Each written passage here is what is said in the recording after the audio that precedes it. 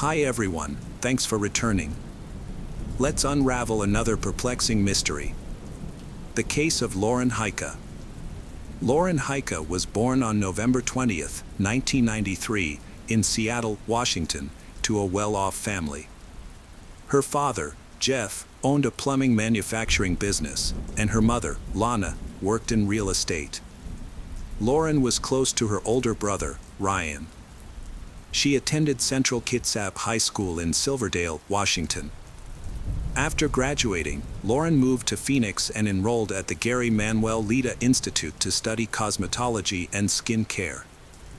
Lauren took great care of herself and had a good understanding of cosmetics. Lauren started her career at 18 years old and achieved significant success. She initially spent 5 years, from 2015 onwards, working as a customer support representative.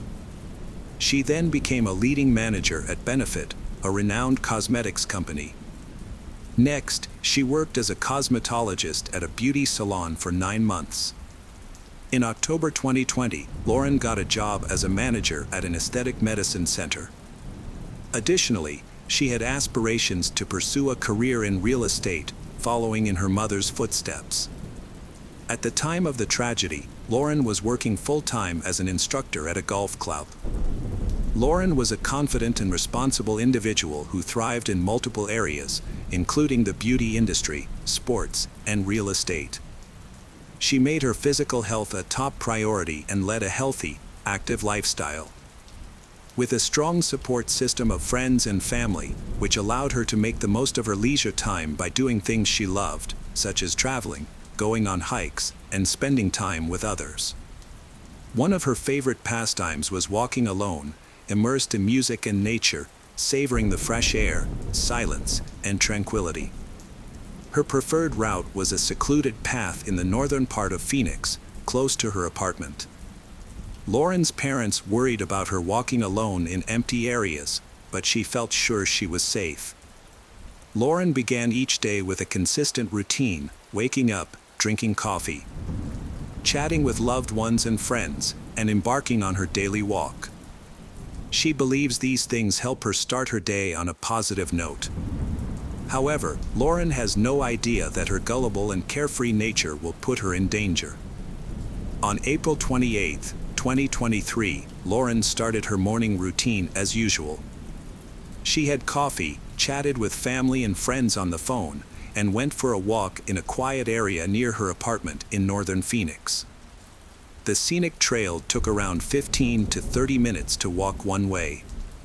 Lauren left her apartment at around 10:30 a.m. Surveillance cameras last captured her walking calmly on the trail at 10:52 a.m., wearing a pink sports top, black leggings, and sneakers, with only her phone and keys on her.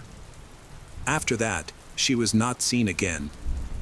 Lauren was expected at work at 11:30 a.m. but failed to show up, which was unusual for someone so responsible. Her colleagues tried calling her, but her phone was turned off. This worried Lauren's friends, who shared messages on social media and called each other to find information about Lauren's location. However, no one had any news, and Lauren had not been seen after leaving her apartment that morning. At about 1 p.m., Lauren's worried parents went to her apartment because they couldn't get in touch with her. They thought maybe she wasn't feeling well and that's why she didn't go to work. But Lauren wasn't there either. All her belongings were still in place, the doors were locked, and nothing suggested there had been a break-in or a struggle. It looked like she had gone out for a walk and just hadn't come back. After that, Lauren's relatives immediately filed a missing person report with the police. The authorities reacted swiftly and initiated a search, but unfortunately, they did not get any results. The park where Lauren went for a walk was almost deserted. If someone had been passing by when the attack occurred, the tragedy might have been prevented. However, that was not the case. Lauren was last seen walking alone towards the park, and then she disappeared, no longer responding to calls. Throughout the day, the police and volunteers thoroughly searched the surrounding area, the park, and looked for potential witnesses. They meticulously combed every corner and every bush but found nothing. Lauren's loved ones held on to the hope that she might have simply wandered off, got delayed, or visited friends in another part of the city. Lauren's relatives kept calling and texting her, but still didn't know where she was. As the hours passed, their hopes dwindled, and their fear for Lauren's life grew. Her parents, brother, and friends were beside themselves with worry. The following morning, April 29th, was like a terrible nightmare. At around 11 o'clock, the worst happened. A woman walking her dog stumbled upon Lauren's body. She recognized Lauren because she often walked her dog on that route and had seen Lauren before. The dog sensed something was wrong, and the woman saw Lauren's bloody body. She immediately called the police. Police arrived instantly at the scene to a horrific sight.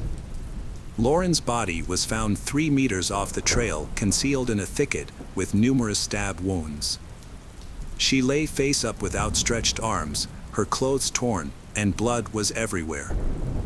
Experts began working immediately, with the forensic medical examiner determining that Lauren died on April 28 at approximately 11 a.m. due to blood loss from deep knife wounds.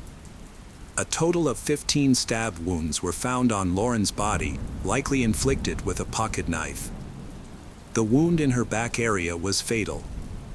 The nature of the wounds indicated that the attack and murder lasted for some time, as they were in different parts of her body, varying in depth and shape. The injuries on Lauren's hands showed she had resisted, with deep cuts on both sides of her hands from trying to deflect the sharp knife. Police realized Lauren fought to the end, but her attacker was aggressive and strong.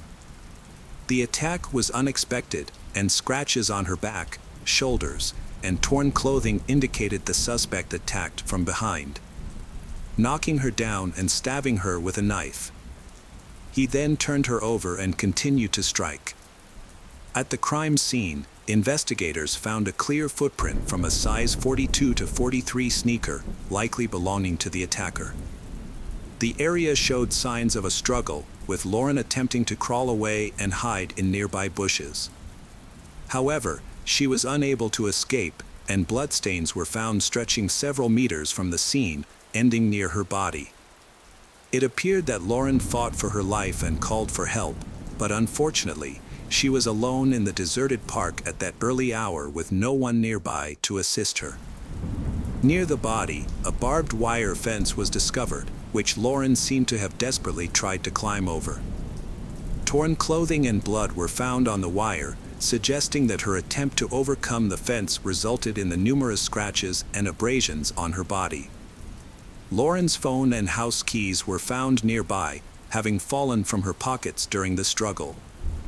Her phone was broken, with the last calls made on the evening of April 27th, indicating that no one had heard from her for over a day. Further examination of the area revealed a bloody pocket knife among the branches a few meters from the crime scene, providing another crucial piece of evidence. Experts quickly identified the object as the likely murder weapon. Further analysis of the blade and handle uncovered fingerprints and DNA traces from an unidentified male. Investigators also collected hair and skin cells from the killer at the crime scene. Lauren's body, along with all physical evidence, was promptly sent for forensic examination. Meanwhile, investigators reviewed the surveillance camera footage from the park. They found that one camera captured Lauren entering the park at 10:52, walking alone and listening to music on her headphones, without anything seeming out of the ordinary. However, just 1 minute later, a tall, thin man in dark clothing appeared on the recording, quickly passing by the camera as if attempting to conceal his face. Despite the man's efforts to hide, experts were able to make out that he was a young African-American male wearing a cap. Notably, his height, build, skin color, and clothing matched the description of the individual whose traces were discovered at the crime scene. Another camera, positioned at the park exit, recorded the same man rushing out from around the corner at 10:59, looking around frantically. He then tried to climb over the fence but got his clothes caught, ultimately jumping over and losing his cap in the process. The investigation gained its first lead from records showing the suspect disappearing in an unknown direction. Although the perpetrator's identity couldn't be immediately established, the police now had an accurate description and distinguishing features to work with. Notably, the unknown man appeared in the park around the same time Lauren was murdered, according to preliminary findings. The cameras captured footage of the killer before and after the crime. A detailed analysis of the footage revealed more information. The suspect moved with purpose, glancing around as if fearful of being seen. He appeared in the park about 30 to 40 seconds after Lauren did, suggesting he was following her.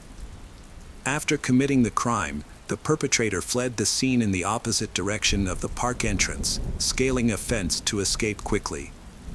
This behavior supports the theory that the murder was premeditated and possibly not his first offense. The killer acted swiftly and boldly, attempting to avoid leaving evidence behind. However, in their haste, they made mistakes that allowed them to be partially captured on camera. Despite being shown footage from the cameras, Lauren's parents and friends were unable to identify the man in the video. The tragedy left everyone shocked and deeply saddened. Lauren's loved ones don't understand why someone could so cruelly take the life-kind and energetic girl.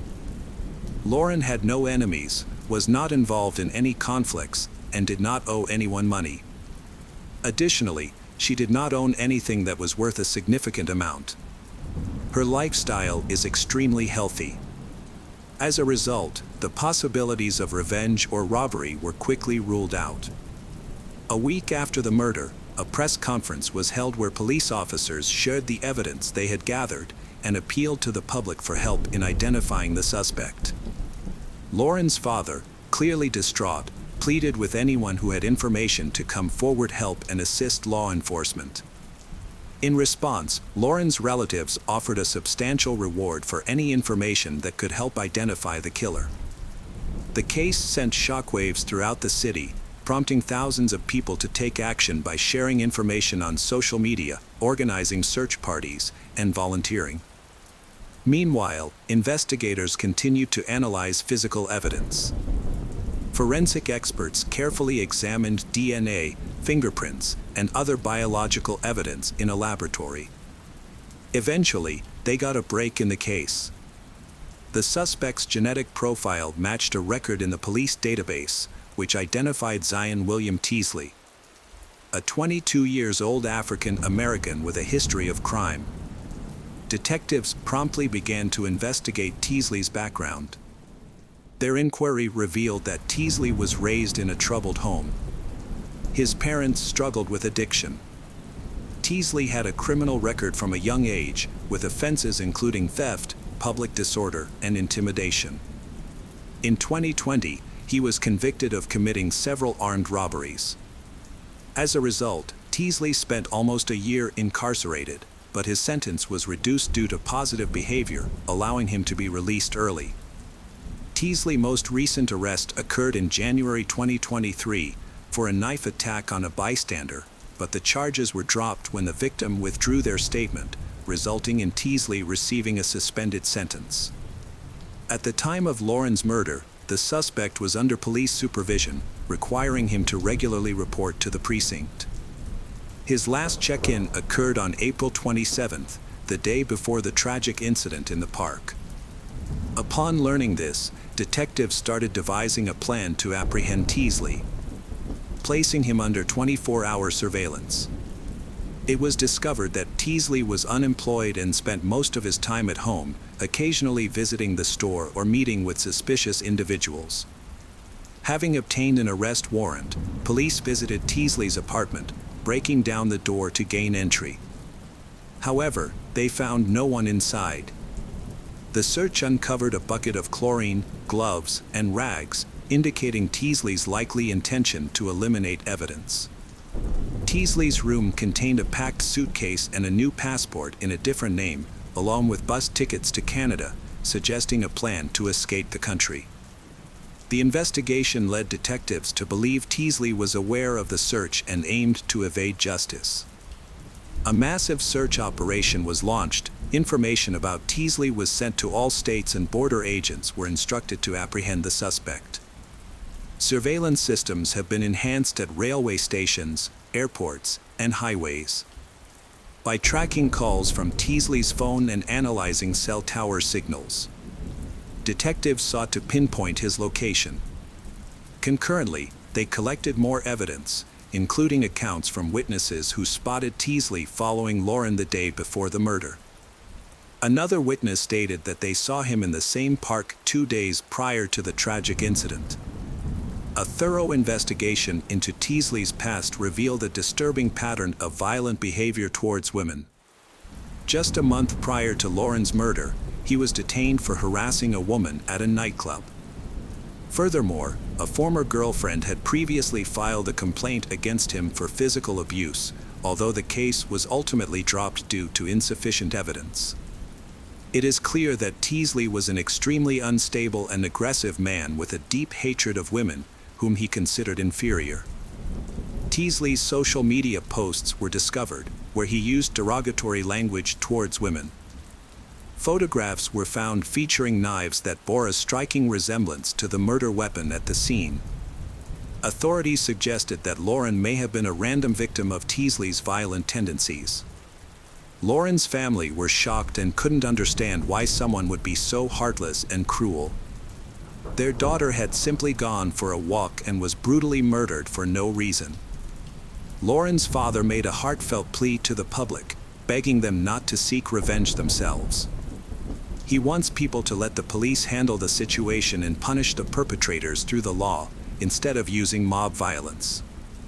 After a 3-day search, Teasley was apprehended in an abandoned garage on the city's outskirts.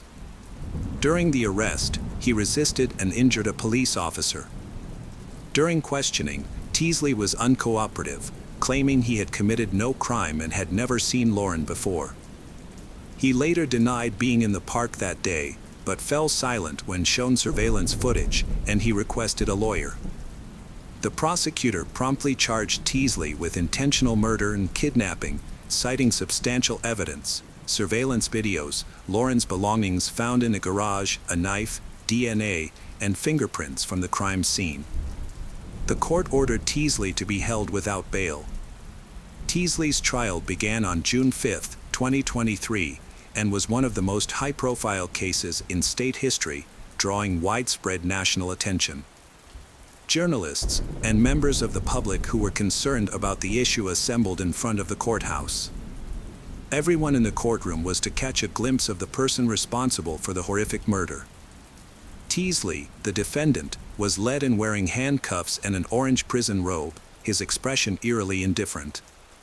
In stark contrast, Lauren's family was overcome with heartache. Her mother sobbed uncontrollably, while her father glared at Teasley with anger and hatred. The prosecutor gave a powerful and emotional speech, portraying Teasley as a ruthless killer who posed a significant threat to society. He stressed how brutally the crime was committed and the overwhelming evidence against Teasley. Prosecutors described Teasley as a psychopath who enjoyed inflicting pain on women, driven by a deep-seated hatred for them. Conversely, Teasley's defense attorney sought to prove his client's innocence. He challenged the evidence, arguing that it was possible another individual was responsible for Lauren's death. The defense urged the jury to remain impartial, to focus solely on the facts and not be swayed by public opinion or emotions. Teasley is currently charged with first-degree murder. In December 2023, the Maricopa County Prosecutor's Office requested the death penalty, the most severe punishment allowed by Arizona law for such a serious crime. The Phoenix Police Department has completed their investigation, and the suspect will face prosecution. However, Teasley maintains his innocence despite the charges. He remains in custody without bail. The trial is expected to take place in October 2025 and will be one of the most high-profile cases in Arizona history. Lauren's tragic death shocked the nation and devastated her loved ones. Welcome back, detectives. Let's dive into another horrible case, the case of Roxanne Wood. The only evidence found at the crime scene was a drop of semen. It took 35 years for the victim's relatives to discover who brutally took the life of their loved one. Roxanne Woods was born on April 15, 1956, in the small town of Nels, Michigan. She was the first child in the family, followed by younger sister Janet. When Roxanne was 16, her younger brother Brad was born. Then their parents' marriage began to deteriorate. When Brad was 2 years old, her parents separated and filed for divorce.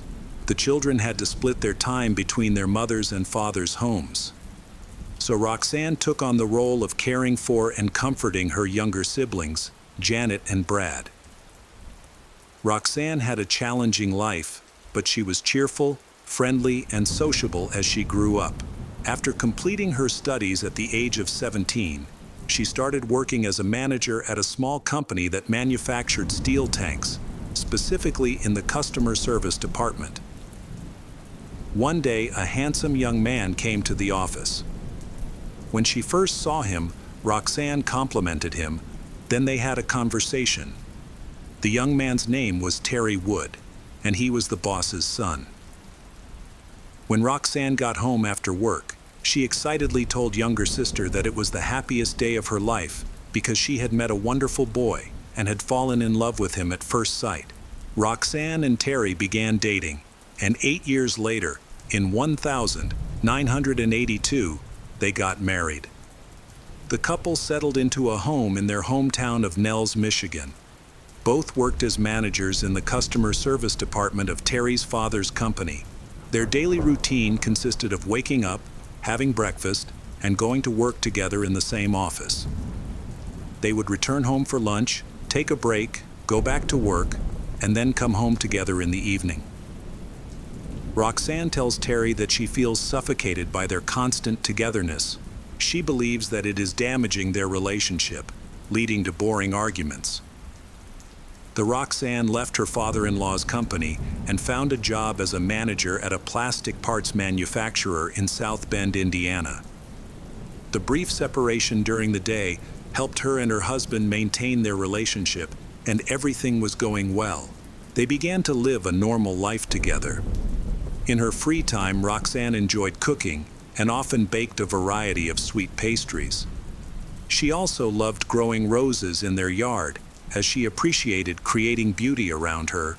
5 years passed, and during this time, the Roxanne family remained childless. The couple continued to live together, work and manage the household, unaware of the tragic fate that awaited them. On Thursday, February 19, 1987, Roxanne and Terry went to work as usual. In the evening, they each drove separately to a restaurant in downtown Niles to meet for dinner. After dinner, they decided to relax at a local bowling club with some friends. When Roxanne entered the club with Terry, she quickly attracted the attention of everyone around her because of her attractiveness and elegance. The couple enjoyed a night of bowling at the club, which was mostly filled with men. After 11 o'clock, Roxanne told her husband that it was time to go home because she had to get up early for work the next day. Terry wanted to stay and play one last round. Roxanne hugged him, kissed him, and said she was going home. Terry said goodbye and reminded her to drive carefully. Roxanne left alone while Terry stayed at the club to play one more round before driving home. He returned home about 45 minutes after Roxanne and assumed she was asleep. Terry parked his car in the garage and went into the kitchen. Terry witnessed a horrifying scene. His wife, Roxanne, lying on the floor in a pool of blood, her panties down to her ankles. Terry rushed to her side, hoping she was still alive. He lifted her head and tried to check her pulse, but quickly realized she was dead. In a panic, he rushed to the phone. He slipped on the bloody floor but managed to stay on his feet. He called the local police station and shouted into the phone, saying that his wife was dead in the house. Terry screamed and asked the police to come quickly, right now. The police asked Terry to calm down because they did not understand what he was saying. Terry's aggressive behavior on the phone was alarming. and when the police arrived at the Terry family home, Roxanne's death caused him to explode in rage, screaming uncontrollably. The police were forced to put him in the back of a patrol car and take him to the station for questioning. When they arrived, Terry immediately requested a lawyer, which raised further suspicions among the police. The autopsy revealed that 30-year-old Roxanne Wood had died from a stab wound to the neck. Forensic experts found only one piece of evidence at the crime scene, a drop of semen. In 1987, DNA testing had not been conducted, so the evidence was stored in the archives. During their search of the house, police found no signs of forced entry. Terry told police that they had a problem with the back door of their home, saying it was not working properly. Roxanne was found on the floor next to the kitchen cabinets, and the cutlery drawer was open. A fillet knife was missing, leading police to believe that it was the weapon used in the crime. Police found it strange that an intruder could enter the home without a weapon. When police looked into Roxanne's case, all information pointed to her husband, Terry, as the suspect.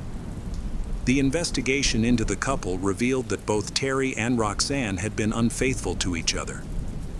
When the police discovered this, they considered jealousy as a possible motive for the crime, especially on Terry's part. However, Roxanne's relatives did not believe Terry was capable of such violence. Although they acknowledged that he could be rude, yell, and insult others, they did not think he would commit such a brutal act. They believed that someone else was responsible for the crime. Despite their suspicions, the prosecutor's office determined that there was insufficient evidence to charge Terry with Roxanne's death.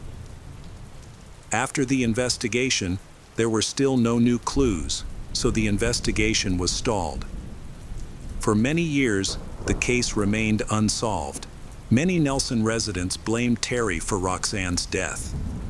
He was often cursed in public, with people calling him a beast and a monster. Despite this, Terry continued to live in Nelson, working for his father's company, keeping his personal life private and avoiding contact with journalists. A year after the tragedy, in 1988, Roxanne's younger sister Janet married Terry's brother, Robert Wood, who also worked at their father's steel tank manufacturing company. Janet and Robert were the only ones still actively searching for the criminal, even though the police had given up and believed the case would never be solved. In 1999, there was a significant development in DNA research related to the Roxanne Wood case, which had stagnated for 12 years. A DNA sample from the crime scene was added to the National DNA Database, but no matches were found. Terry, Roxanne's husband, agreed to provide his DNA for comparison, but it also did not match the sample from the crime scene. 20 years went by, during which a significant amount of information was gathered regarding the case. In 2020, police brought in a professor and a group of students from Western Michigan University to digitize the case materials and enter them into an electronic database. The students worked on roughly 3,500 pages of handwritten reports, notes, and other relevant information. The professor noted that after 30 years of collecting data, police may have overlooked important details during the investigation. Around the same time the students started digitizing the data, the police investigating Roxanne's case reached out to a company that specializes in genetic genealogy. However, a new issue arose. The semen samples from the crime scene were poorly preserved. The usable portion was only about 3% of the amount normally needed for research. They had never worked with such a small amount before. However, the researchers still tried to identify the criminal's DNA. The experts spent about 10 months on the project, but were ultimately unable to produce any results. Their efforts were in vain. The president of the genealogy company was very upset about the failure of the project. One day, the president of the genealogy company discussed this issue with his employee, Gabriela Vargas, and asked her to take over the project, promising to support its progress. In April 2021, Gabriella began her work. Colleagues considered Gabriella to be one of the most talented researchers in genetics. A few months later, Gabriella created a genetic profile using DNA analysis. She quickly discovered that the man was of Balkan Caucasian origin. Using the online service GetMac, Gabriella was able to build the criminal's family tree. Police identified the killer's parents, a couple born around 1920 who had 3 sons. This meant their sons were likely born in the 1940s and 1950s. With information from Gabriella, police quickly identified 3 brothers, eliminating 2 as suspects. That left only 1 brother, who had a significant criminal record. Michigan State Police believe they have finally identified Roxanne Wood's killer after 34 years, Patrick Gilham. In 2021, Patrick Gilham, 66, lived just a few miles from Roxanne Wood in South Bend, Indiana, where she also worked. Patrick was an alcoholic and a drug addict. When police looked into his criminal record, they discovered that 8 years before Roxanne was murdered, he had been charged with assaulting another woman. Back in 1979, a young mother named Maureen Farrick lived in Gary, Indiana, with her husband Robert and their 2 daughters, ages 3 and 2. Maureen was an art teacher at a local high school. Robert described his wife as beautiful, kind, and social, always ready to help others. In September 1979, as Robert's business trip was coming to an end, he planned to return home late that evening. He called his wife, informing her that he didn't have the house keys, and asked her to leave the side door unlocked for him. After 11 p.m., as Robert was walking home, he noticed several police cars parked near his house. Maureen ran out and told him that a stranger had attacked her that night. She was sleeping on the 2nd floor with her daughters when she heard noises coming from downstairs.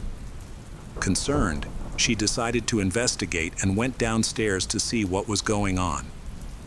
She noticed a man going through her purse. When he saw her, he pushed her to the ground near the stairs and tried to attack her, but he was unsuccessful. He eventually stole her purse and escaped. Maureen remained silent throughout the incident, fearing that her daughters, who were sleeping on the 2nd floor, would wake up. After the attacker left, she called the police and provided a description of him. About a week later, Patrick, 24, was stopped by police for a traffic violation. An officer noticed credit cards next to him that belonged to Maureen Farrick. Patrick was arrested and taken to the police station.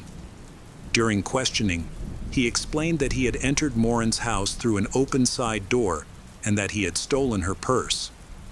In 1979, Patrick Gilham was charged with burglary and unlawful deviant behavior. He pleaded guilty at his trial and was sentenced to 14 years in prison. However, he served only 7 years in an Indiana prison before being released on parole for good behavior. In 2021, police began searching for Patrick Gilham to collect a DNA sample to compare with the profile of the criminal in Roxanne's case. In May 2021, they found Patrick Gilham, 66, in South Bend, Indiana. While driving his pickup truck, he threw a cigarette butt out the window. Police took the cigarette butt, which contained his saliva, and sent it for analysis. A few days later, the test results did not match, surprising the police. They were certain that Patrick was involved in Roxanne Wood's case. They then decided to take another DNA sample from Patrick, suspecting that they might have accidentally taken the wrong cigarette butt. In July 2021, Patrick was under continuous observation. One day, he visited a laundromat, and a police watching him decided to wait nearby, believing Patrick would eventually come out. The police positioned himself on the sidewalk next to the laundromat. His prediction came true when Patrick stepped outside, lit a cigarette, and sat just a meter away from police, unaware that he was being watched. The police greeted Patrick and they exchanged a few words. After about 2 minutes, Patrick returned to the laundromat, leaving behind a cigarette butt. The police collected the cigarette butt with gloves, bagged it, and sent it for forensic analysis. The analysis showed a near 100% match, but the police decided not to immediately arrest Patrick. Instead, they planned to bring him in for questioning. Patrick was told that the police needed to discuss an old case with him. During Patrick's questioning, the police asked him if he knew anyone named Roxanne. He replied that he knew 2 people by that name. One was a stripper, and the other was an alcoholic. They then showed him a picture of Roxanne and asked if he recognized her. He said he had never met her. They showed him both old and new pictures, but he continued to deny ever seeing her. When the police informed Patrick of what had happened to Roxanne, he became anxious. His body tensed, his hands shook, and he slammed his hands on the table, seemingly hoping that the interrogation would end. Throughout the interrogation, Patrick maintained his innocence, often answering questions with phrases like, "He don't remember" or "He don't know." The interrogation lasted for 5.5 hours. Eventually, Patrick stated that he needed a lawyer and he was allowed to go home. 7 months later, in February 2022, Patrick was arrested at his home in South Bend, Indiana. Around the same time, nearly all local media reported on the reopening of this high-profile case. Following this, a woman contacted the police to share a story she had kept to herself for nearly 35 years. In the summer of 1987, just a few months after Roxanne Wood's death, Patrick attempted to attack another victim in South Bend. It was an evening when Rose Perel decided to water her garden. While she was outside with a hose, she heard a car drive by. A Chevrolet El Camino stopped near her house. Rose initially ignored it, but when she finished watering and turned to go inside, she noticed a man wearing a black baseball cap and a black beard getting out of the car and walking toward her. Rose sensed that the stranger intended to harm her, so instead of returning to her house, she ran to her neighbors for safety. Thankfully, they quickly opened the door and allowed her in. Trembling with fear, Rose called the police, but by that time, the unknown man had already disappeared. A few days later, while driving around town with her husband, Rose spotted the same Chevrolet El Camino parked at a gas station. There was nobody inside the vehicle. Rose's husband decided to keep watch over the empty car while she went to find a phone to call the police. When Rose returned, she found her husband confronting the stranger. Her husband held a gun and told him to stay put. The man was 32 years old, with dark hair and a thick beard. Rose asked him to show her his driver's license. She read out his name, Patrick Gilham. Rose and her husband then allowed Patrick to leave, but warned him that they would use force if he came near their home again. Rose then went to the local police station and reported her situation, also naming Patrick Gilham. She never saw him again and believes the police took no action. It wasn't until 35 years later that Rose recognized Patrick on the news and decided to share her story. She believes that if the police had taken her testimony seriously in 1987, the Roxanne Wood case could have been solved much sooner. In April 2022, Patrick's trial finally occurred. He did not confess to the crime and claimed he had no memory of the events. When Janet Wood spoke during the trial, Patrick appeared horrified as he looked at her. Janet and Roxanne resembled each other closely, leading some to believe that Patrick thought he was face to face with Roxanne, which frightened him. Ultimately, Patrick Gilham was found guilty of second-degree murder and sentenced to life in prison with the possibility of parole after 19 years. All suspicion was cleared against Roxanne's husband, Terry Wood. Terry was emotional and confused, crying in the courtroom. For 35 years, he had been the prime suspect in his wife's murder, and now justice had been served. He continued to avoid the press and kept his private life private. Roxanne's family finally found peace. Her siblings Janet and Brad were relieved to learn the truth. Janet shared that after the trial, she had a dream in which she and Roxanne were walking near the cemetery gates. They were laughing and talking, as Roxanne told Janet that it was time for her to leave. She reassured her loved ones not to worry or cry, saying that she was fine. Hey detectives! Welcome back. We've got another mysterious case to explore. The case of Sydney Stevens. Pinckneyville, located in the United States, is a small town known for its friendly local community and laid-back lifestyle. It is also a great place for fishing enthusiasts. On July 25, 2010, two fishermen were fishing in the near Boku Creek Bridge south of Pinckneyville when they spotted a strange object in the water. Approaching it, they realized it was the body of a girl floating face down. Her right arm was tied with a rope to a concrete block, but the body had risen to the surface due to decomposition and shallow water. The body was in a deteriorated state, making identification difficult. The only clues were a belly piercing and a necklace with a musical note pendant. After checking the information in the database, law enforcement officers discovered that a similar girl had recently disappeared. She was Sydney Stevens, 15, who had gone missing on July 19, 2010, exactly 1 week before body was discovered. Sydney's parents, Tracy and Tim, said she had recently suffered from mental health issues after learning that they had separated shortly before she went missing. She was shocked to learn that Tim, the man who raised her, was not her biological father. This revelation led to a mental disorder and severe depression. She ran away from home multiple times, isolated herself from friends, and even attempted ending her life. To protect her, the family decided to keep her at home under supervision. At this time, she was either cared for by her mother, Tim, or her 17-year-old half-sister, Dakota Wall.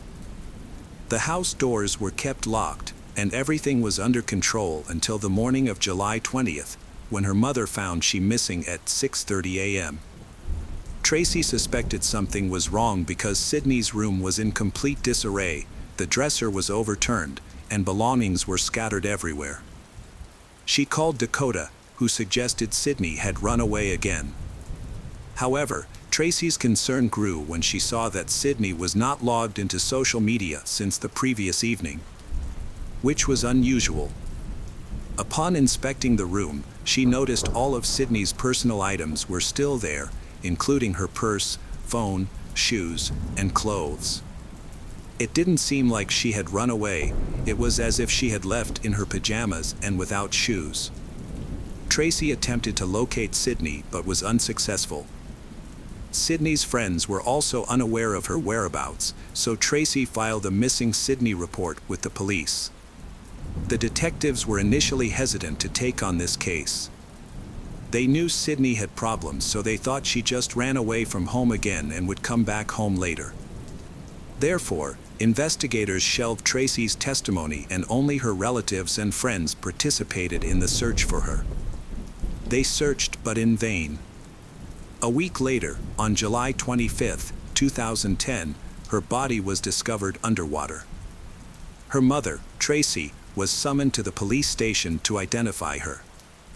Tracy immediately recognized her daughter's jewelry and confirmed a belly piercing.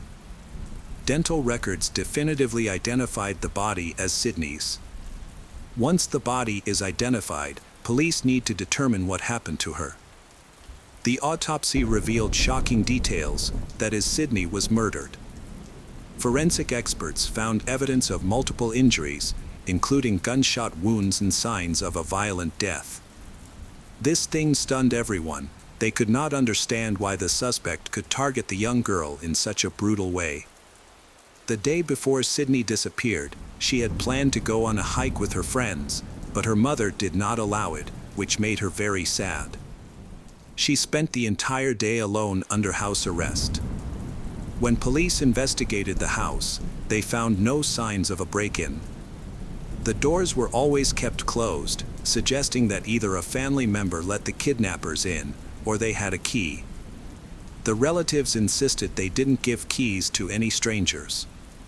At the time of the incident, only Tracy and Dakota were in the house. The police began questioning the closest relatives, friends, and Sydney's acquaintance, as those close to the victim are often involved in such crimes. Due to the violent nature of the crime, the investigators suspected a personal motive. Tracy reported coming home around 10 p.m. At that time, Sydney was in one room watching TV. Tracy had taken prescribed medication to sleep in her room. Tim was not home that night, he was on a business trip. The most scrutinized individuals were Sydney's sister, Dakota, and her boyfriend, Chad Bennett, who is 20 years old. They both denied any connection to the crime. Dakota stated that she saw Chad the day before, when he visited her to watch a movie, after which he went to work. Chad confirmed her account. However, detectives were suspicious of Chad because he had a criminal record, which included possession of illegal substances and petty theft. As a result, the police brought in his accomplices for questioning: Carl Dane, 18, James Glazier, 17, and Robbie Mueller, 15. All three were friends with Dakota, the old sister of Sydney. During questioning, the young men were evasive and inconsistent in their statements. Ultimately, they told a similar story but with different details. According to their accounts, on the night of July 19, 2010, Carl, James, and Robbie went to Sydney's house. They had a brutal plan, as part of their group ceremony, which required performing an evil deed. The plan was to kill Sydney's mother, Tracy, without leaving any evidence. However, as they were moving around house, Sydney woke up, stepped into the hallway, and called for her mother. The attackers stopped her in time, preventing her from making any noise. They held her mouth and nose so tightly that she lost consciousness. Then, they decide that killing Sydney is enough for their initiation ceremony and they choose not to harm Tracy. They carried her body to the car, but she regained consciousness. They continued to torture, beat, and strangle her until she passed out again. They then disposed of her by dumping her into the water, tying a concrete block to her body so it would sink and so that no one can find the body. However, this plan backfired because, during decomposition, gases are formed, causing the body to eventually float. All three individuals, Carl, James, and Robbie, were arrested on July 28. Their story seemed highly implausible. They initially intended to kill Tracy, but instead killed Sydney. Something was evidently amiss. The police suspected that, besides this heinous crime, they might have raped she, as her trousers were down when the body was discovered. However, none of the suspects admitted to this act. The body's condition was poor because the water had erased all evidence, so the police can't confirm this. About the lowered trousers, they denied rape, they suggesting it was related to the influence of illegal substances. Law enforcement knew that gangs have a hierarchy and strict discipline. Although Chad, the leader, denied his guilt, it was inevitable that he was involved in this crime. In fact, the attack could only have been carried out with his approval, especially since he could not avoid participating in the initiation everyone was talking about. It was known that Sydney had gunshot wounds, but members of Chad's team chose not to mention it, resulting in their statements being unreliable. Sydney was shot with a .22 caliber pistol. Carl, a member of Chad's group, who had once met Sydney, possessed a .22 caliber Ruger pistol. This weapon was quite costly, and Carl claimed he couldn't afford it, saying Chad had given it to him. Under the pressure of skilled police questioning, members of Chad's team admitted that he directed their actions. They agreed to testify against he, even though he continued to deny any involvement in the crime. Consequently, Chad was also arrested, though the police suspected there were more people involved in Sydney's murder. They believed Dakota might have been part of it, but she continued to deny any involvement, asserting that she loved her sister and they had a good relationship. Detectives continued their investigation after noticing many inconsistencies in the story. When speaking with the Sydney family's relatives and friends, detectives discovered that Dakota actually despised Sydney. She usually tries to join Dakota in group activities, which annoyed the group, especially Dakota. Dakota wants to spend more time with her boyfriend, Chad, instead of with her. However, Dakota was responsible for looking after she while their parents were at work and also have to clean and do other housework. Dakota couldn't get rid of Sydney, so she had to put up with it. At Sydney's funeral, Dakota appeared happy during the service. She smiled casually and chatted cheerfully with everyone who came to pay their respects. She seemed unaffected by her younger sister's passing. Police followed Dakota and they later questioned her for several hours. The detectives intentionally confused her with unexpected questions to catch her in a lie. Eventually, she began to disclose some details. She admitted that during a trip to another city, Nashville, she overheard her friends from the group discussing what had happened. This was on July 21st, just 2 days after Sydney disappeared. She said 2 members of the group, James and Carl, were talking about the murder. At first, she thought they were referring to someone else since Sydney's body had not yet been found, but then she realized they were speaking about her 15-year-old sister, Sydney. They discussed how they beat, strangled, and drowned Sydney, then tying body to a concrete block. Dakota began her story by explaining that on July 23rd, she was with Chad's group at Carl's house, where she overheard a conversation about the murder. Carl mentioned having a gun and he shot someone with that gun. Under police pressure, Dakota disclosed more details, admitting that she knew who was in a car parked near the house on the night Sydney disappeared. These individuals were members of Chad's group. They entered the house and did something to Sydney. She confessed this to the officer, but explained that she had been too afraid of they to speak up earlier. However, Dakota's account was becoming inconsistent. In her new testimony, she alleged that Carl had threatened her life if she informed the police. The officers noted her lack of emotion and how careful she was in giving her testimony.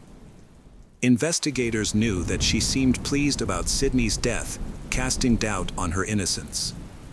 To probe further, the police pretended to know everything about the crime, including Dakota's relevance, but claimed they were unclear about the motive. This unsettled she, yet she did not confess to any wrongdoing. The case garnered public attention. They intensely discussed the shocking crime. Rumors circulated widely, including one claiming that Dakota discovered Sydney's diary a few days before the crime, revealing that Sydney had slept with her boyfriend, Chad, 2 years earlier.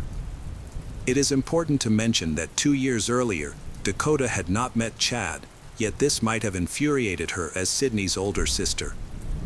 However, the romantic relationship, especially between Sydney and Chad, was never verified and was doubtful to investigators since Sydney was only 13 at the time. Although this motive wasn't confirmed, there were several other possible reasons for the murder. The following day, Dakota was called in for questioning again.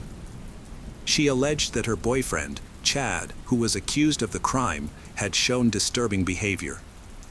He was aggressive and often lost control, attacking people frequently. It seems that he cannot avoid committing a serious crime. He had a conflict with Sydney's ex-boyfriend, Bubby. According to Chad's testimony, he heard voices urging him to attack his family. He even set their house on fire. He also allegedly shot his favorite cat, hitting it with 15 bullets. None of these claims were verified. Detectives also knew that at 10 p.m. on the night of Sydney's disappearance, Dakota called he. It's believed that the group members arrived at her house then, possibly asking Dakota to open the door or planning something before the attack. Dakota did not answer the police's questions about Sydney's murder, and it seems she is deliberately trying to mislead the investigation. As a result, she was arrested for obstruction of justice. However, at that time, the police did not have enough evidence to proceed with a trial. Chad admitted to being the leader of a gang called the City Saints, whose members followed his orders without question. This thing might have endangered Sydney's life. Chad, however, insisted that he never ordered the murder of Sydney and denied any involvement, even expressing regret over the incident. Meanwhile, Carl participated in interrogations for 2 days as the prosecution prepared for the trial. He recounted that on the night of Sydney's disappearance, he had been drinking at night. Then, Robbie, also drunk, came to see him and suggested going somewhere. Carl agreed without asking for details and to feel secure and took a .22 caliber pistol with him. Carl was very emotional during the interrogation and openly cried. This made the detectives question whether he was an accomplice to a terrible murder or no. It was possible that he went for a walk without knowing Robbie planned to kill Sydney. However, the police were skeptical about his tears, as they could be a sign of remorse or a disguise. Carl stated that they picked up James on the way and drove to the Sydney family's house. Robbie climbed over the fence and entered the house while everyone was asleep and Carl waiting outside in the car. After some time, he became worried because they were taking too long. He claimed he went inside to find his friends and leave together. The door from the courtyard was open, providing direct access to the basement where Sydney lived. The police were suspicious that the door might have been unlocked at night, especially since there were no signs of forced entry. It seemed likely that someone helped the criminals approach Sydney unnoticed.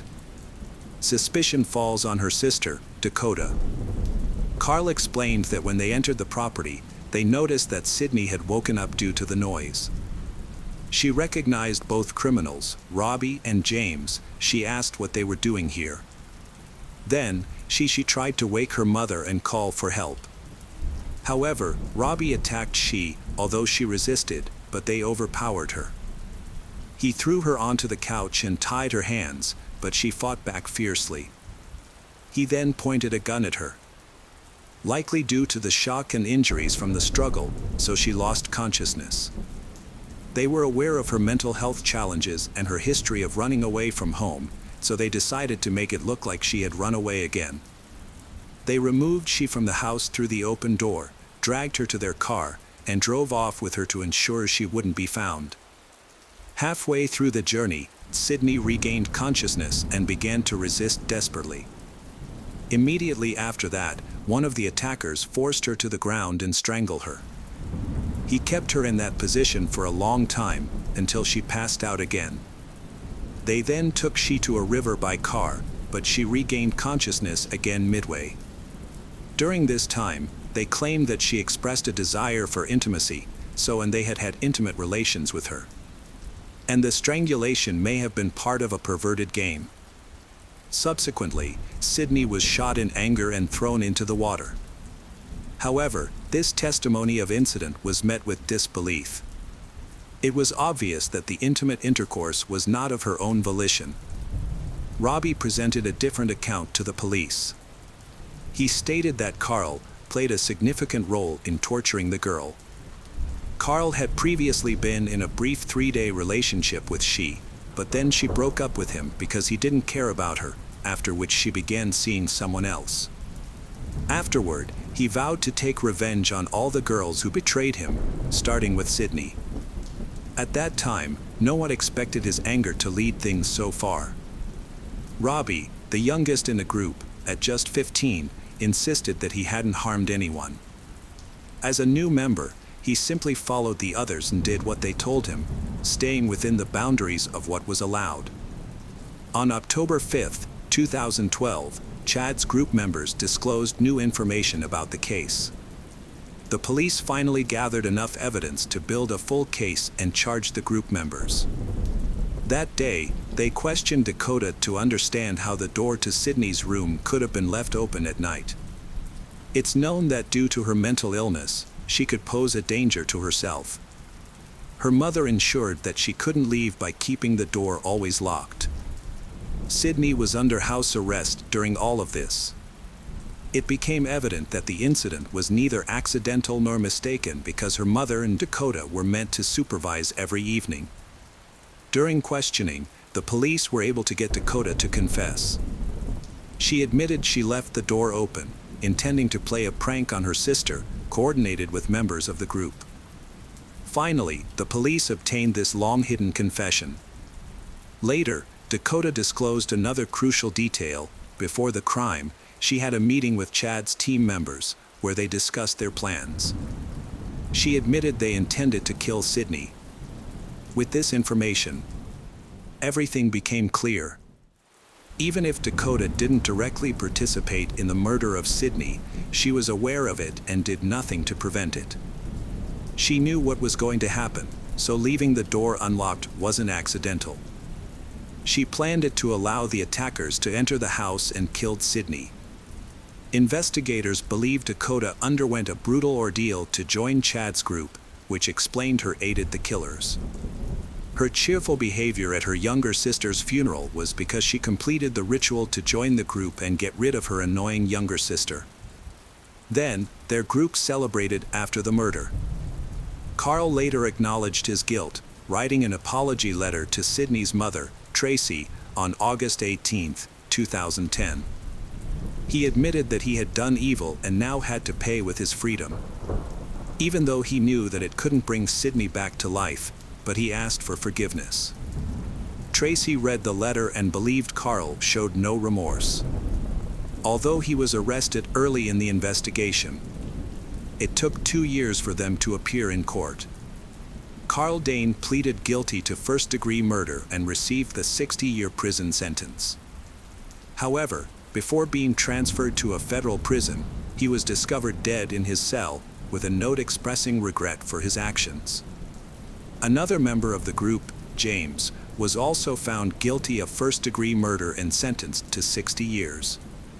Robbie Mueller initially sentenced to 37 years, but his sentence was reduced to 26 years after an appeal. He will be eligible for parole in late 2023. The gang leader, Chad Bennett, cooperated with investigators and pleaded guilty to a lesser charge, resulting in a 20-year sentence. He took a plea deal and will be eligible for parole in 2026.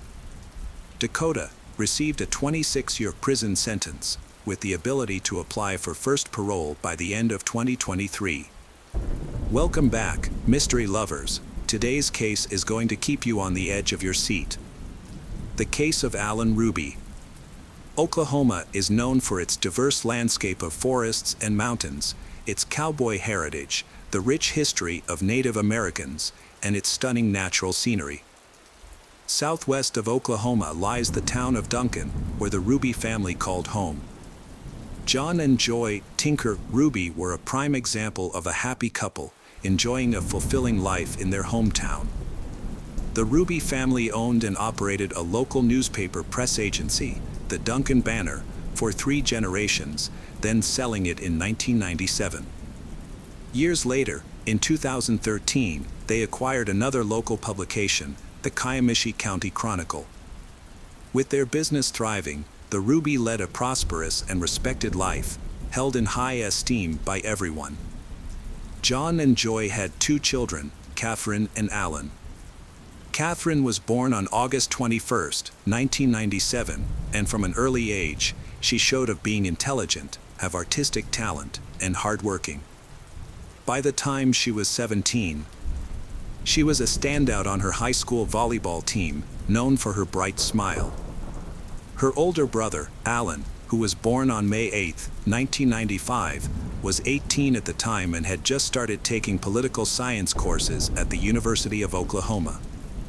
Alan was an outgoing and sociable person who greatly differed from his reserved younger sister. Unlike him, Catherine was quiet and preferred to keep to herself. Alan, on the other hand, loved being the focal point of attention, and his outgoing personality drew people to him. He enjoyed having fun and living life to the fullest. Wealth was very important to Alan, and he loved to spend money on expensive things. He enjoyed shopping and buying luxurious items. During his free time, He would often go on vacation using his parents' money. Like many rich people, Alan liked to show off his wealth on social media by sharing stories and photos of his luxury brands, expensive cars, and high-end fashion items. Even though he lives lavishly beyond his means, but Alan reveled in the fact that others thought he was wealthy and influential. Interestingly, despite his luxurious lifestyle, he preferred simple, affordable food from McDonald's to expensive restaurants. He loved McDonald's and would often try different items on the menu, especially when traveling to new countries. He would share his experiences with his followers, but not many people were interested. He considered himself a public figure. A quick look at his posts and pictures revealed is to see that he is a very narcissistic person. Alan's reckless spending habits were putting a significant strain on his family's finances. His parents were patient with him at first, but as time went on, they have lost tolerance for him. The family's publishing business was already struggling due to the shift towards digital media, and Alan's extravagant spending made things worse. As the demand for print media decreased, the family's resources dwindled rapidly, leaving John Joy to deal with the consequences of Alan's actions. At first, Alan's parents took on the financial strain themselves by cutting back on their own expenses. However, they soon realized this was not enough and shifted their focus to reducing their children's spending, Catherine and Alan. They discovered their son's spending was out of control.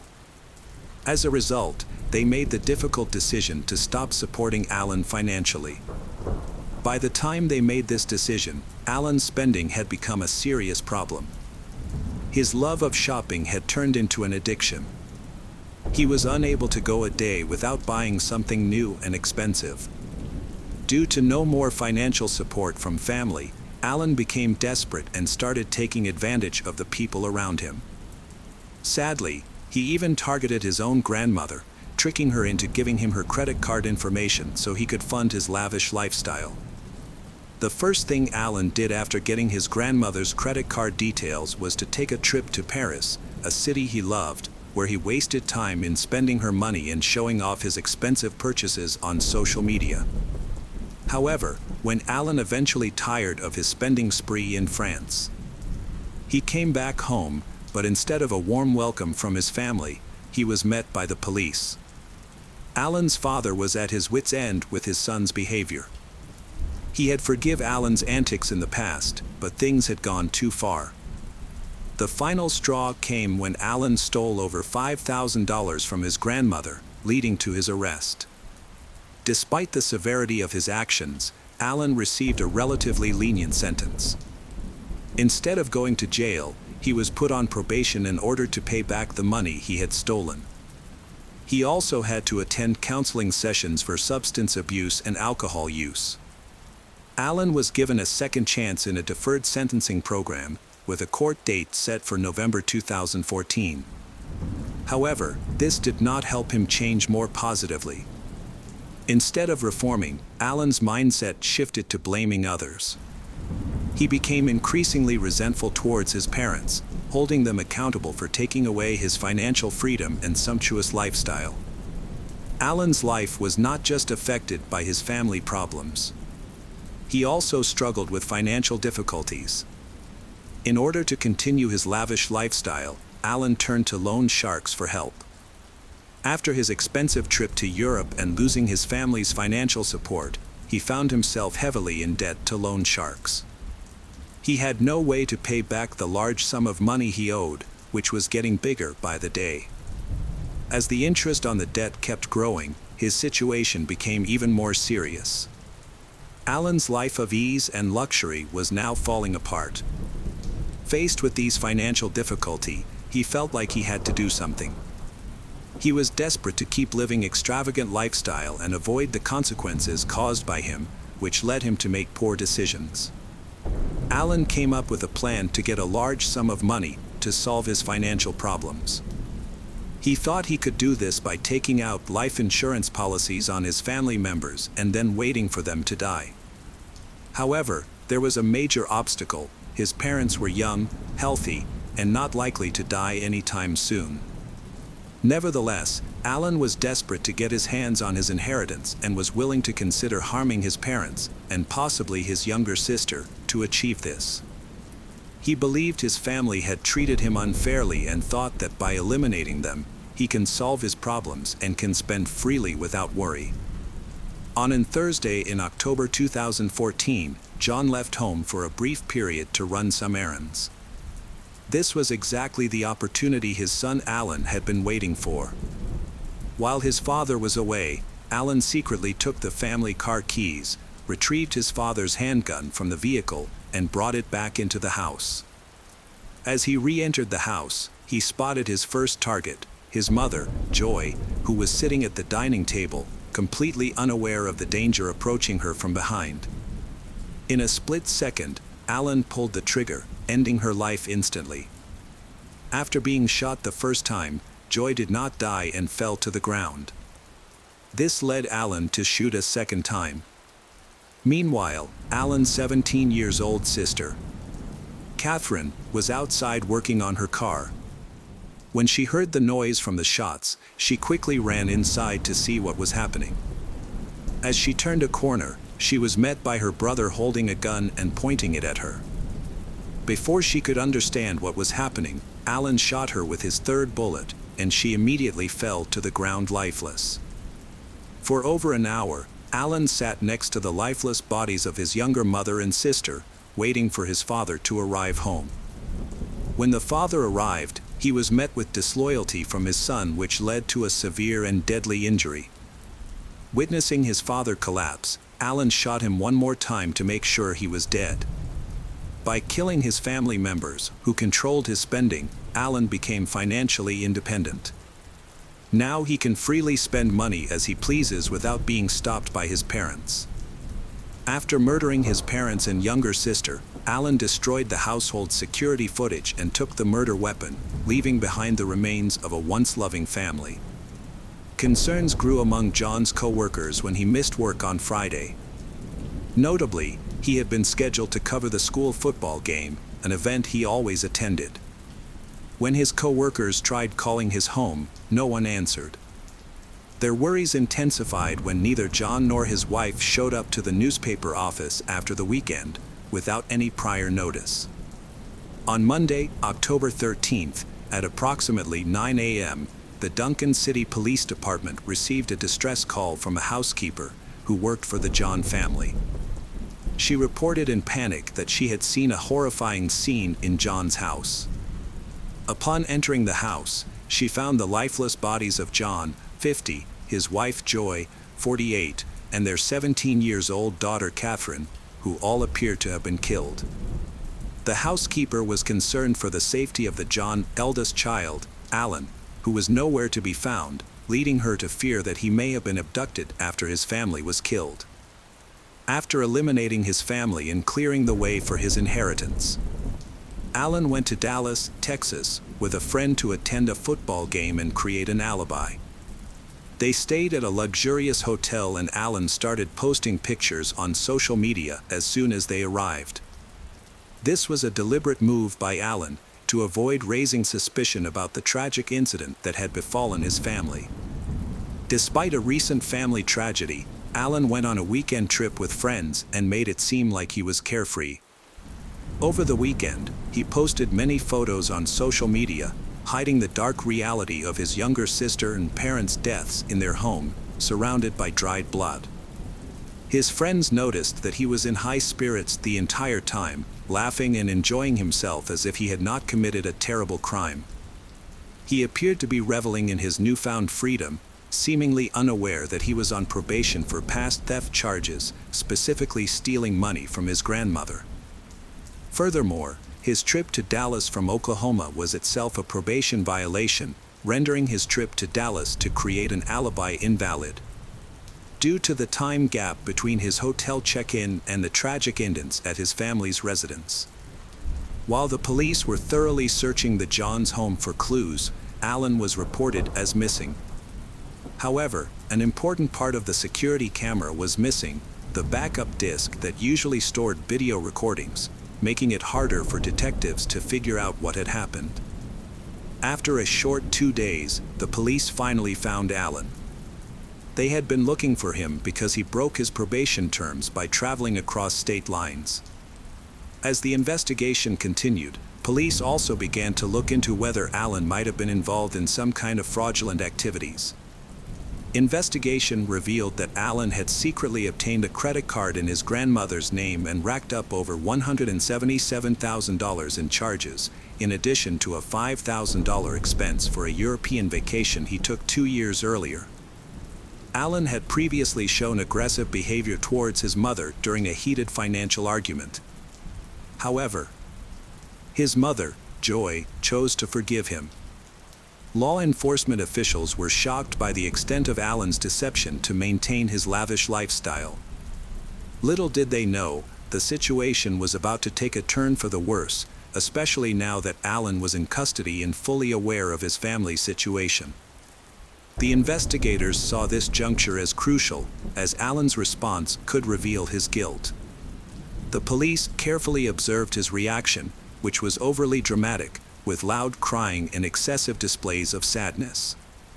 However, they believed his distress was not due to the loss of his family, but rather from the loss of financial resources and social status.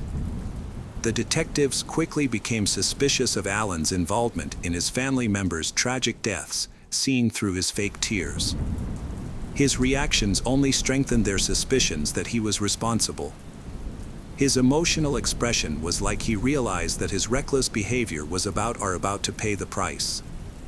He eventually admitted to premeditating the murder of his parents.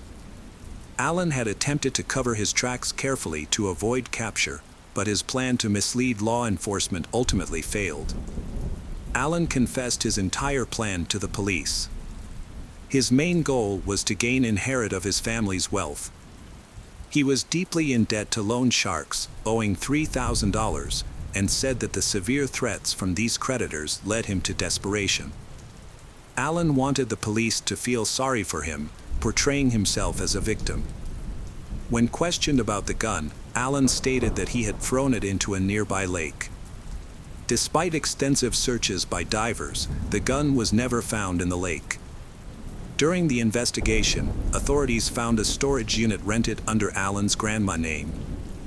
Inside, they found the missing hard drive from his home security system and the gun, providing strong evidence against him. The unit also contained blue gloves with Alan's DNA. This evidence, combined with Alan's confession, solidified the case against him. As Alan was being held without bail, the prosecution felt confident in their case. Prosecutors viewed Alan as a danger to society because of the serious nature of the crimes he committed against his own family, leading them to plan a severe trial against him. Alan negotiated a plea deal to avoid the death penalty by pleading guilty to the murder of his family in exchange for 3 consecutive life sentences, which was accepted by the remaining family members. The news that Alan was behind the crime shocked everyone who knew the family John, a kind and respected family. The town was left in shock and deeply disturbed by the horrific crimes Alan committed. Many people, especially Alan's friends, were in utter disbelief, as they understand how his financial difficulties could have pushed him to commit such a heinous crime against his own family. Alan's life has taken a drastic turn for the worse, leaving him alone and disconnected from the world. Confined to a cell, he has lost touch with everyone he once knew. With no friends or loved ones left to turn to, he feels completely and utterly abandoned. Hello friends, welcome to our channel. Today we're going to take a look at another horrible case with you, the case of Tina Watson. Tina Watson was born in West Germany on February 13, 1977. She was adopted by Tommy and Cindy Thomas on January 24, 1980. Tina met her future husband, Gabe Watson, while attending the University of Alabama in Birmingham, and they started dating in January 2001. Tina was diagnosed with a heart condition called paroxysmal supraventricular tachycardia, PSVT. Despite this, she took diving lessons in January 2003 and earned her certification before marrying Gabe on October 11, 2003. At the time of their wedding, Gabe was a qualified rescue diver with 55 dives under his belt, while Tina had only dived 5 times. As Tina and Gabe's wedding day approached, Tina's anxiety grew.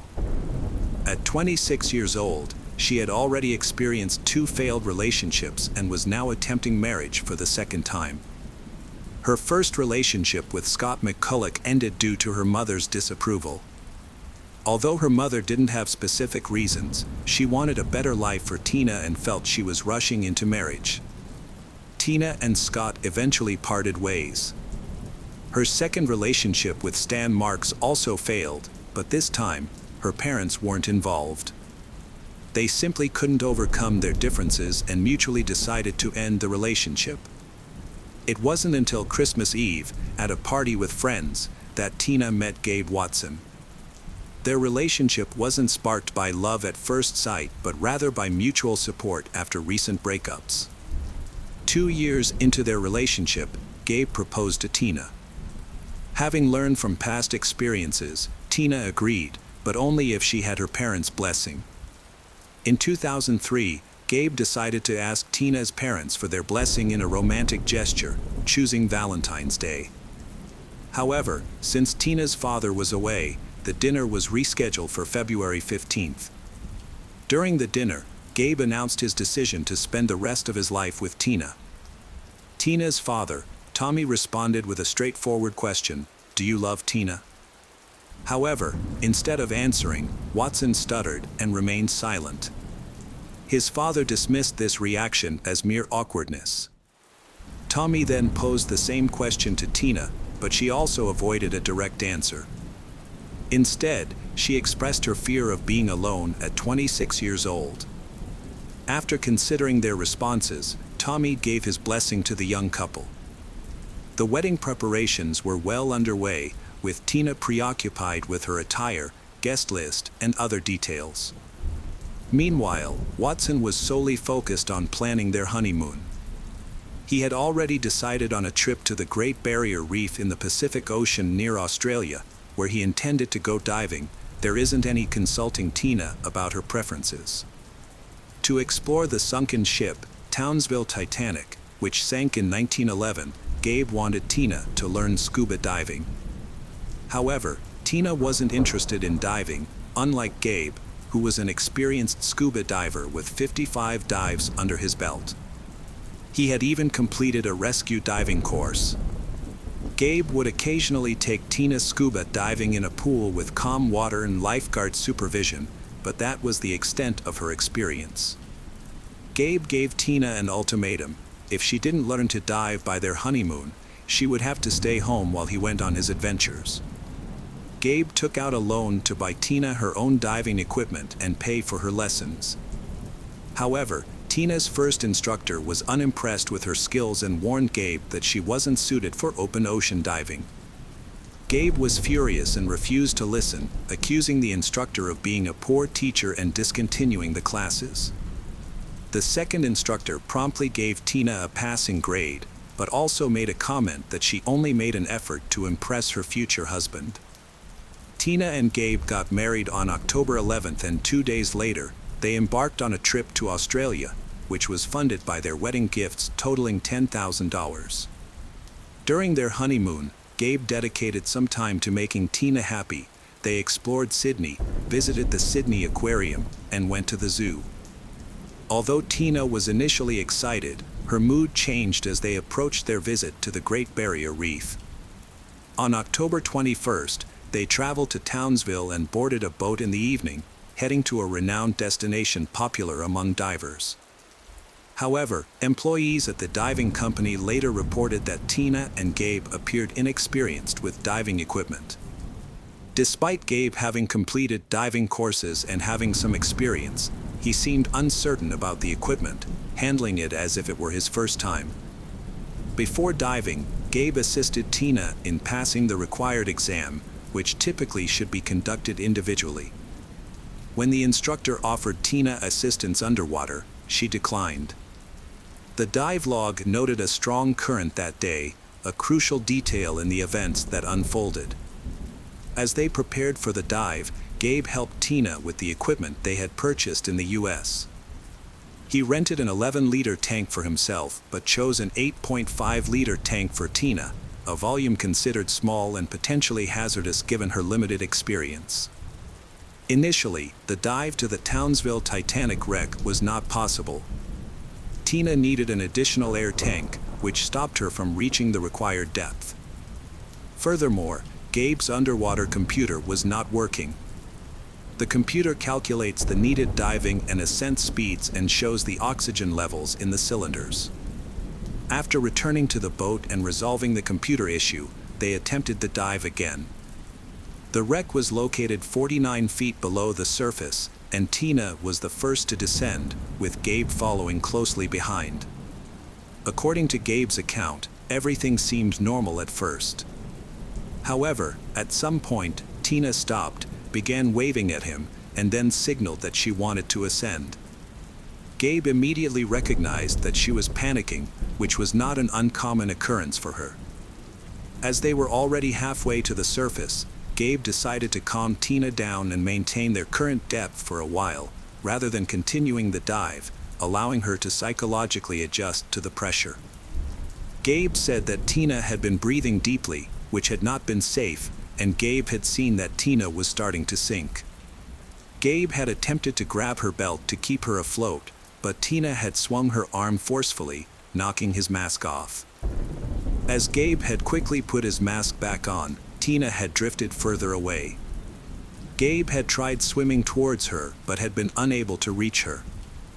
Gabe had then made the decision to return to the surface to seek help from the lifeguards. During his ascent, Gabe had met 2 other swimmers, but despite his attempts to signal for help, the swimmer had ignored him. It's worth noting that there were 2 Asian men in the vicinity, but neither corroborated Gabe's account of seeking help. Subsequent police analysis of underwater computer readings revealed that Gabe had indeed attempted to swim after his wife for a short while before giving up. However, his ascent to the surface was controlled, as he stopped at each designated depth level as instructed. Other divers at the scene claimed that Gabe had sufficient opportunity to rescue his wife, but failed to act. The incident occurred early in the dive, and Gabe had enough oxygen to swim to the bottom and back to the surface. Rescuers on the ship responded quickly, locating Tina's body at a depth of 82 feet. Despite their efforts, including 40 minutes of artificial respiration on the deck, Tina was pronounced dead. Witnesses reported that Gabe kept his distance from his wife's body, appearing indifferent to the situation, and even exhibiting carefree behavior such as smiling with other passengers on the way to shore, which he later denied in court. The autopsy results for Tina revealed some inconsistencies. Although there were no obvious signs of a violent death, there were bruises on her neck and blood in her nostrils.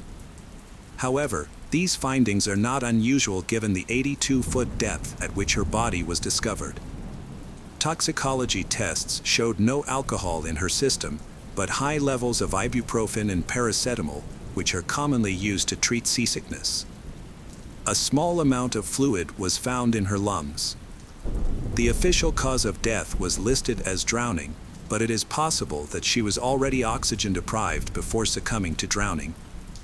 Tina's diving gear was inspected by the Australian Water Police, but no issues were found.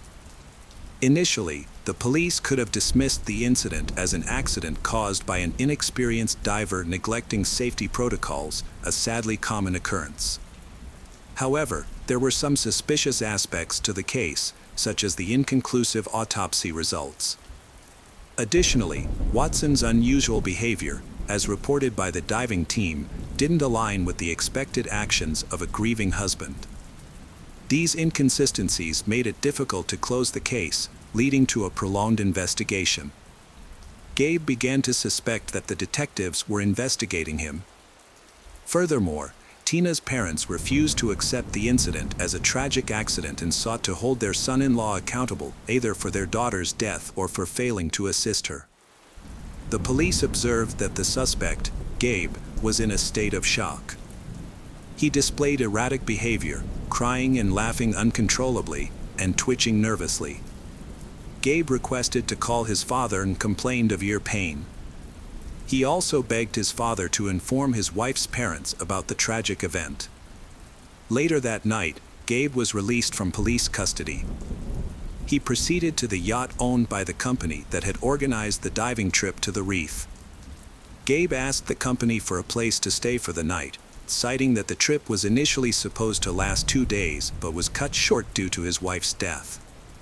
He also requested a partial refund for the dive, as he never got to see the sunken ship. On October 24th, Gabe's mother arrived in Townsville to support her son and help him find a lawyer. At Gabe's request, they visited the morgue, where he wanted to see his wife one last time. Although Gabe was still considered a suspect, his actions were those of a grieving husband. He cried, held his wife's hand, and begged for her forgiveness, unaware that a police officer was standing outside, recording his actions on a tape recorder. Detective Lawrence questioned Gabe in court about his earlier statement next to Tina at the morgue, "I didn't mean to hurt you." Lawrence sought clarification on what Gabe meant by it. Gabe had been traveling home with his wife's body and had a layover in Oakland. During this time, he sought medical attention for a sore ear and was held for evaluation at the airport. The investigation suggested that Gabe did this to avoid meeting Tina's father. However, it was revealed that ear problems are common among divers, which may have explained Gabe's condition. At Tina's funeral on November 5th, Gabe met with his father-in-law, Watson.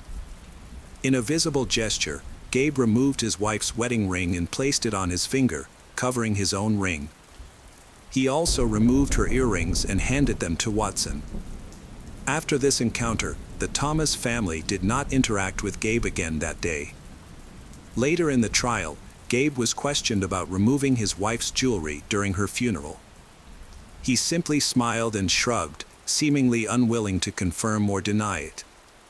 Those who knew Gabe had mixed opinions about his character. Some found him to be kind and amusing, while others considered him cruel and controlling. However, they all agreed that Gabe and his wife, Tina, appeared unhappy together. Tina's friends corroborated what she had shared with her father at a family dinner on February 15th, that she had married Gabe out of fear of being alone and that this decision ultimately led to her demise. Furthermore, one of Tina's friends revealed that Tina had confided in her about being taken to an insurance company by Gabe, where she was forced to purchase a life insurance policy at an inflated rate, naming Gabe as the beneficiary. This account was verified by the insurance agent, who confirmed the details. The cab driver who drove Gabe and Tina to their yacht also testified that Tina had cried throughout the ride, while Gabe ignored her. Another friend of Tina's, Amanda Phillips, came forward with a disturbing story that shed more light on the true nature of Gabe and Tina's relationship. It was revealed that Gabe had secretly recorded Tina using the bathroom, edited the footage, and incorporated it into a Christmas celebration video. That would have been acceptable, but he chose to do it in front of a full house of guests during a general viewing. As everyone tried to explain to him that his actions were in poor taste, he laughed loudly while they gestured in frustration, tapping their fingers against their temples. Although removing jewelry during a funeral may seem like a shocking and condemnatory act by Gabe, a more disturbing incident occurred in 2008. During the trial, the jury was shown footage of Watson visiting Tina's grave, taking all the flowers, and carrying them away. The flowers were later found in a nearby trash can. Tina's father had noticed the missing flowers and set up a hidden camera among the monuments to catch the thief. However, he was shocked to see Gabe on the tape and was outraged by his actions. In court, Gabe claimed that he and his wife had discussed their own death on an extreme honeymoon and that she had requested no flowers on her grave. This excuse sounded strange and unlikely. Gabe claimed that Tina drowned while he attempted to put a mask on her face underwater. However, it was later revealed that this was impossible without an additional air source, which in this case was Tina's oxygen supply. In November 2008, Australian authorities arrested Gabe. His trial began on June 5, 2009, where he pleaded guilty to failing to save his wife. As a result, he was charged with negligent homicide and sentenced to 18 months in prison. Upon completing his sentence, Gabe returned to the U.S. However, a year later, he was charged with first-degree murder by a U.S. court. The prosecution alleged that his motive was to collect insurance payouts following his wife's death. Gabe's lawyer defended him by shifting the blame onto the diving company, claiming that its employees had failed to ensure tourist safety and were now afraid of losing their business due to potential license revocation. Regarding the insurance payout, Gabe received $33,000. However, he spent significantly more on lawyers and additional expert analysis. Despite this, the prosecution maintained that Gabe's expenditure was an attempt to avoid suspicion, as he could not assume he would be believed. The prosecutor also disputed the fact that Gabe, who had a degree in drowning rescue, was unable to save his wife. Gabe addressed the jury, reflecting on the past 7 years since the tragedy. He expressed that he has thought about that terrible day every day, and the public has blamed him, calling him a murderer. Gabe noted that nobody has shown him understanding or empathy, except for his late wife's parents, who he understands will never forgive him. Gabe acknowledged that he can be accused of not doing enough to save his wife, Tina, but he believes he has already been punished for that. He stated that he was afraid to die and wanted to live, which is why he didn't drown with his wife 7 years ago. Gabe emphasized that he still wants to live now. The court found no evidence of Gabe's guilt, and the jury declared him not guilty. Hi everyone, thanks for returning. Let's unravel another perplexing mystery. The case of Lynette Vonda Pontius. Lynette Pontius was born in Battle Creek, Michigan, USA. She was the youngest child in her family, with 2 brothers who were 2 and 3 years older than her. Lynette is very active, sociable and cheerful, so she is always popular in every group of friends. She very also attractive and caught the attention of the opposite sex. She never lacked boyfriends and led a somewhat carefree lifestyle.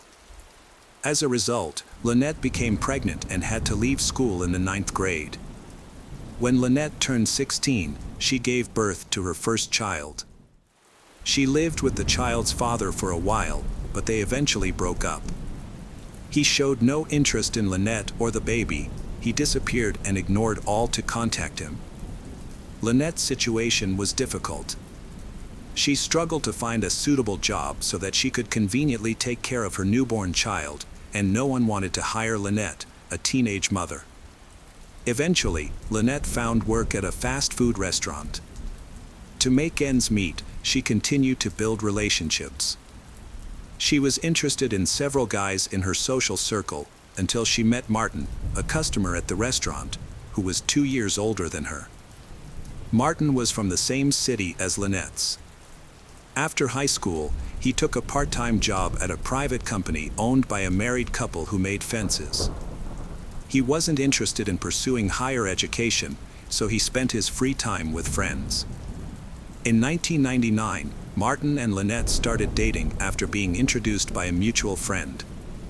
Despite being somewhat bold, Martin was overall a likable person and always keeps a positive attitude. Lynette's relatives believe that he will be able to guide her in the right direction. However, there were rumors that Martin struggled with an addiction to mild substances. Martin and Lynette dated for less than a year, but during that time, he became part of Lynette's family.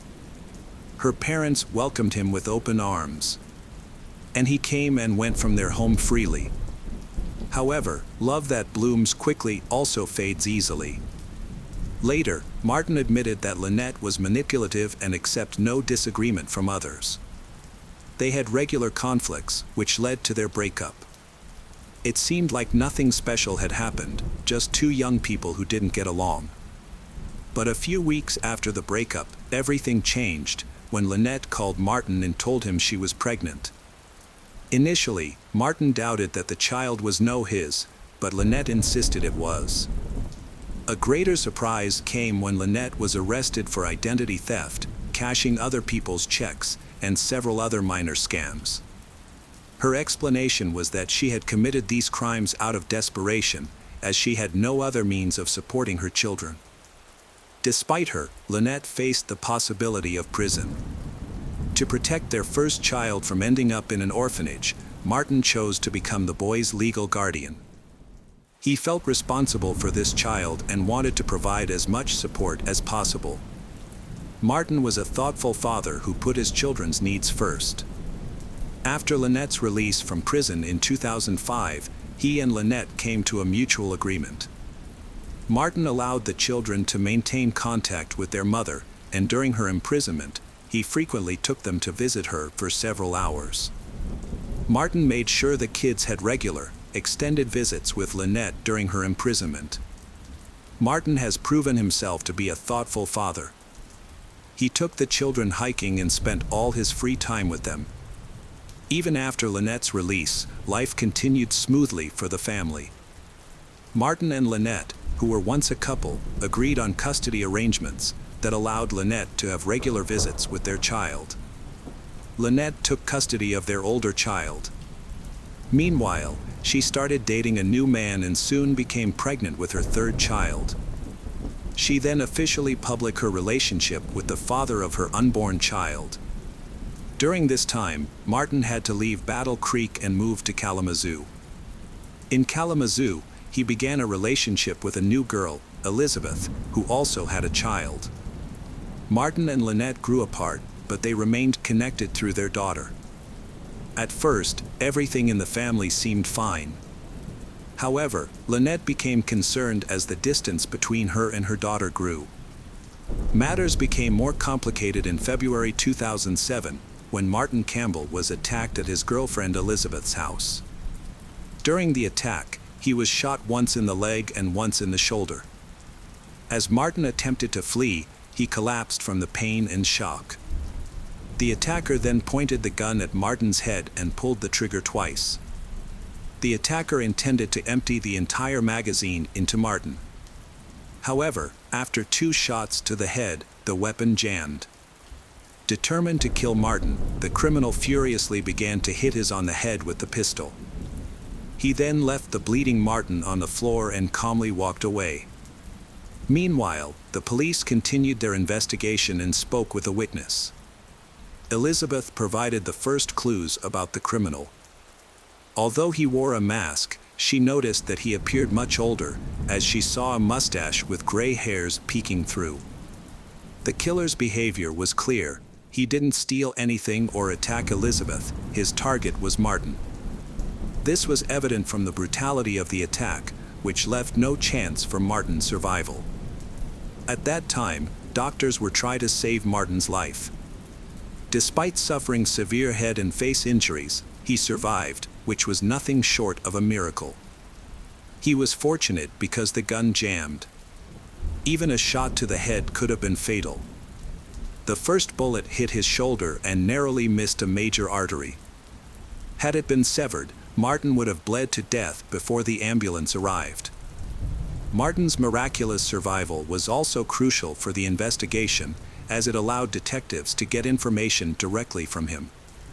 Once his condition stabilized, detectives visited him in the hospital to talk. Martin and Elizabeth were certain that the attempted murder was not a random. This was the second attempt on his life that he had survived. In late February, just days before the shooting, Elizabeth reported an attempted murder while she was returning from the store. As she drove into the garage, a stranger crashed into her car's trunk, blocking her vehicle and the garage door, preventing it from closing. She got out and saw a black SUV, from which a weapon man emerged. The man pointed a gun at Elizabeth's head and asked where Martin was. However, she remained calm and told him that Martin was not home. This was a lie, as she knew Martin was playing with the children in the backyard. She lied to protect their lives. Her tactic worked. The man believed her and left. Before leaving, he mentioned that Martin owed him a large sum of money, and he was there to collect the debt, warning that he would not leave them alone. At that time, Elizabeth contacted the police and provided a detailed description of the man and his car. Additionally, a neighbor witnessed the skirmish, sensed something was wrong, and noted the car's license plate. However, the police discovered that the car was reported stolen and registered in another state, which did not help the investigation. It seemed the search for the criminal had reached a dead end. Nevertheless, a similar car was found a few blocks from the attack site in an apartment complex parking lot. The police attempted to track down the driver of the black SUV but were unsuccessful. The day before the unexpected attack, a masked man broke into Martin and Elizabeth's house and shot Martin at close range. Martin was certain that the killer had been sent by his ex, Lynette Pontius. She was the only person with a motive against he. Her criminal record raised suspicions, as she had previously spent 2 years in prison for financial crimes, including fraud and extortion. However, initially after her release, there were no issues, and Martin did not restrict her communication with their child. Lynette quickly begins to control things and she wants more. She sought to control the process of raising her children and would behave brutal when she was dissatisfied with something. This led to constant conflicts. As a result, Martin decided to reduce the time his daughter spent with her biological mother, Lynette, which further angered she. Finally, she went to court to dispute Martin's custody. However, she faced an obstacle due to her previous convictions, which worked against her, giving Martin a strong chance of winning. This could have been the last straw, making her hate him more and more. Investigators had several questions, particularly about why Lynette had resorted to such actions. Until now, no one had ever observed any aggressive behavior in Lynette. All her relatives and friends knew her as a kind and cheerful person. Additionally, it was clear that the attacker was an older man on both occasions, suggesting that Lynette might truly be innocent. To find answers, the detectives decided to directly contact the main suspect in organizing the assassination attempt. They were surprised to discover that Lynette had left her hometown the day after the shooting at the house Martin. Elizabeth found it suspicious to exclude Lynette from the suspect list. However, finding and detaining Lynette was not easy. It was discovered that she was trying to flee the country, and a nationwide search was launched to capture her. During this time, detectives received another lead. It was revealed that Martin may owe large sums of money from criminal organizations. Some of Martin's friends mentioned that he had been in debt for a long time. Martin used to consume soft substances and smoke. He admitted this to the police but insisted that those days were behind him. Martin claimed that he only used these substances during his meet with Lynette and had quit his bad habits long ago. Before Lynette was caught, a prisoner from the local jail informed the police that Lynette had approached him some time before the attack, offering money to carry out an attack Martin. Lynette was searching for a mercenary to kill Martin. She devised a cunning plan. Accordingly, the killer must win Martin's trust, and after a while, get him drunk or full of mild narcotics to ensure unconsciousness. Afterward, the hired killer would eliminate Martin. Lynette believed it would be best to make it look like an accident. Overall, she didn't care about the method, as long as Martin dies, so that she can gain custody of their daughter. Later, the police gathered evidence from various individuals who reported receiving similar requests and provocations from Lynette. Many people claimed that she had tried to hire them as mercenaries, but none of them were actual shooters, and they all declined the offer. Fortunately, the police quickly identified the killer, who was likely the person who agreed to help Lynette. This suspect was a 59-year-old man named Joseph Lover, who was romantically involved with Lynette. He had a history of involvement in numerous serious crimes. Joseph fit the description of the attacker and was capable of carrying out such a bold attack in broad daylight. The brutal massacre aligned with the style of Joseph, a man who had spent most of his life in prison. However, when the police attempted to locate him, they discovered that he had left the city around the same time Lynette disappeared. It is likely that they fled together.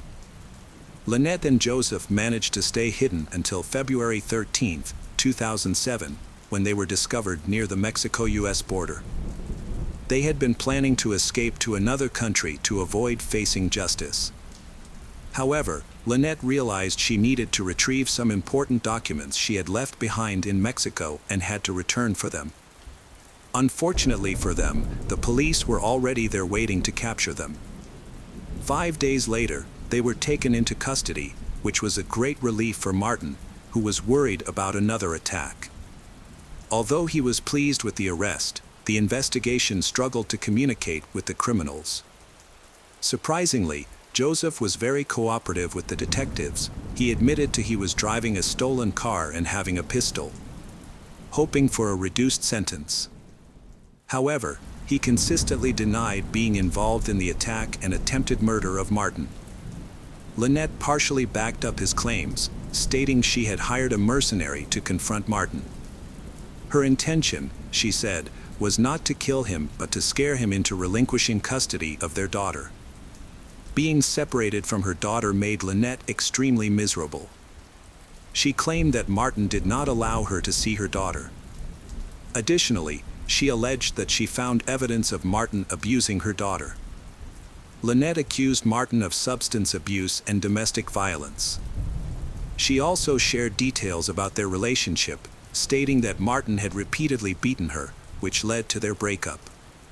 Lynette did not see him as a benefactor, said that he took advantage of her difficult circumstances when their daughter was born. He allegedly forced her to sign documents and formalize guardianship while she was helpless in prison. She believes Martin acted shamelessly in taking advantage of her situation. The interrogations of the two suspects, Lynette and Joseph, happened at the same time, but in different rooms to compare their stories.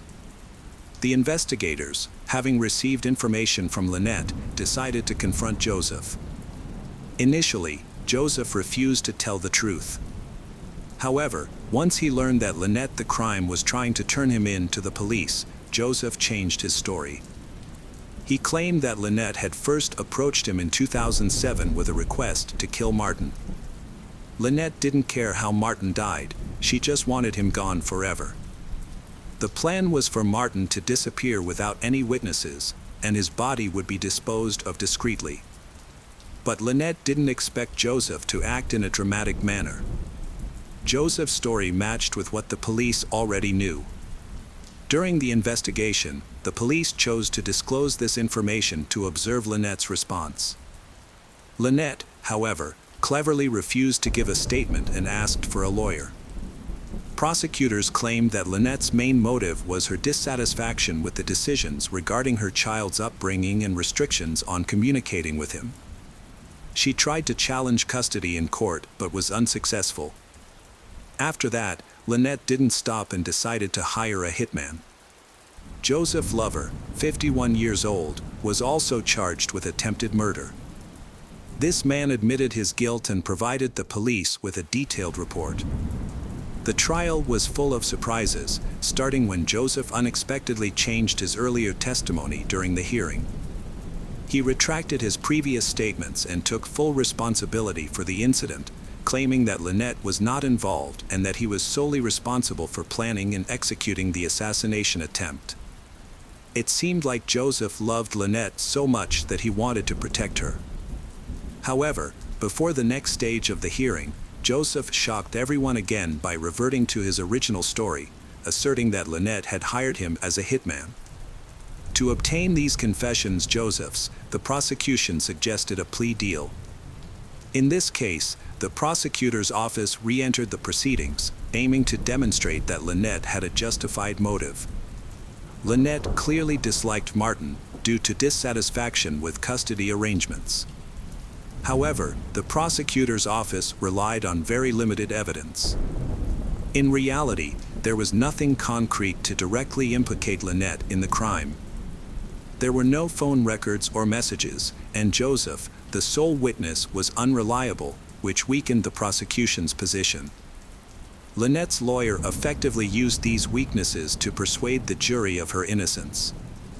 On October 3rd of that year, Joseph confirmed to the jury that Lynette was the mastermind behind the plan to kill Martin. He confirmed that she had formulated the whole plan. However, his numerous contradictions and retractions during the testimony made the jury question his credibility.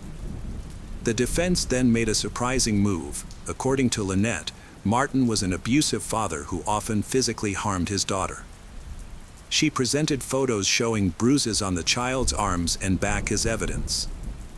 In response, Martin's family defended him by disputing these accusations.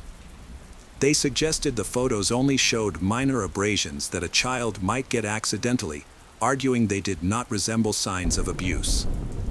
They even implied that Lynette herself might have caused the bruises. Despite the defenses put forward by Martin's relatives, Lynette successfully raised doubts in the jury's minds, she portraying herself as a victim. This thing aimed to make Martin's murder seem like an act of kindness in protection of the child. In the end, the lawyers portrayed her accomplice, Joseph, as a true hero. They argued that Joseph was protecting Lynette and her daughter. Lynette did not ask for Martin to be killed, she only wanted to scare him. However, Joseph, a seasoned criminal, believed he was rescuing the girl from cruelty and tyranny, which led him to kill Martin. Additionally, the defense argued that Lynette could not have planned the murder herself, because if that had happened, she would likely have faced life in prison. This was inconsistent with the image of a loving, caring mother seeking custody of her child. Now, the jury had to make a decision in this complicated case. On October 5, 2007, after lengthy discussions, the jury announced the verdict in this case. Lynette was found guilty of orchestrating the attack. Her extravagant lifestyle and criminal record worked against her. The jury didn't believe the lawyer who portrayed Martin as an abuser involved in domestic violence against the child. In fact, there was no evidence to support these claims. Lynette's family was shocked by the jury's verdict. Initially, Lynette was sentenced to life imprisonment with the possibility of parole after 50 years, but the sentence was later changed. However, the judge considered Lynette to be a socially dangerous person. He sincerely expressed his hope that no parole board would ever decide to release the woman. Lynette remains in the Huron Correctional Facility for women. She has served enough of her sentence to apply for parole and has submitted a petition. Lynette is hopeful about being released soon. But no decision has been made yet. Martin's family hoped she will never be released. Her accomplice, Joseph, received a life sentence without the possibility of parole. Hello again, true crime fans. We've got another mysterious case to explore. The case of Ellen Greenberg. Ellen Greenberg was born in New York on June 23, 1993, as the only child of Joshua and Sandy Greenberg. At the time of the events, she was 27 years old and living in Philadelphia. Ellen grew up in a family filled with love and was a cheerful, outgoing girl. In high school, she played softball and golf, excelling as a competitive athlete. She was well-liked and had many friends. Her mother said that she was a special person, able to connect people with each other. After graduating from college, Ellen earned a degree in communications from the University of Pennsylvania. Even so, she felt this was not her true passion. As a result, she took evening classes at the university and eventually earned a teaching degree. After completing her studies, she quickly found a job as a first-grade teacher in Philadelphia. In 2008, Ellen met Samuel Goldberg, the son of a famous family in the area. They started dating soon after. Deeply in love, they soon decided to live together. By 2011, they were engaged and planning to marry in August. Ellen was thrilled and joyfully prepared for the wedding, trying on her dress and sending out invitations. She had no idea that incident would soon take a strange and unexpected turn. On January 26, 2011, while Ellen was at work, Philadelphia had a major snowstorm, prompting the school to close early. Ellen returned to the apartment she shared with her fiancé, Samuel. At around 5 p.m., Samuel went to the gym, he unaware it would be the last time he saw Ellen alive. When he returned at 5:45 p.m., he found the apartment door locked from the inside. He knocked repeatedly, called Ellen's name, phoned her multiple times, and sent 9 text messages, but received no response.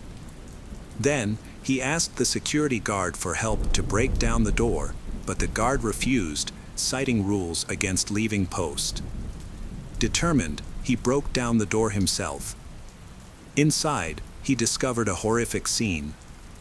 Ellen was sitting on the kitchen floor, leaning against the cabinets, with multiple wounds. He immediately called 911. The operator instructed him to check if Ellen was breathing and to perform cardiopulmonary resuscitation. However, he noticed a knife stuck in her chest, preventing him from starting resuscitation. Tragically, Ellen had already passed away. When the police arrived to inspect the scene, they found that the apartment's entrance had not been forced, and inside, everything appeared to be in order, with no signs of a struggle. The door was locked from the inside, and the latch was secured in the usual way until Samuel broke it down, making it unlikely that an intruder had entered. The police also observed that Ellen's hands had no defensive wounds. Despite her multiple injuries, it seemed improbable that she had inflicted them on herself. Nevertheless, waiting for the forensic examination results, the police concluded that Ellen had ended her life, even though there was no note explaining her actions.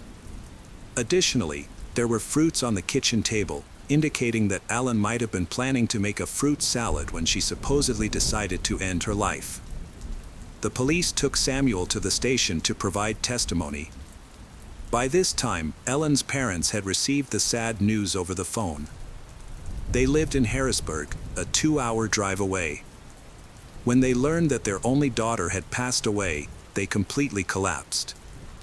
The very next day, information about Ellen's death has changed. The autopsy revealed she had 20 wounds, 10 on the front and 10 on the neck from the back. Medical examiners emphasized that these injuries showed that this was a murder. She also had bruises on various parts of her body, both recent and older, making it hard to believe she could inflict neck and head wounds on herself from behind. Especially because at least 2 of these wounds were almost fatal and left her unconscious. Additionally, it takes a great deal of force to cause these injuries, especially head injuries. She was found with a knife stuck in her chest after already sustaining 19 injuries. Could she have done all of this by herself? Despite the evidence that has been found, the police disagreed with autopsy officers' conclusion. Authorities announced that Ellen ended her life. They came to this conclusion because they found no signs of anyone else being there. The door was locked from the inside and the neighbors heard no strange sounds, only Samuel's screams. Additionally, DNA analysis of the knife revealed only Ellen's fingerprints.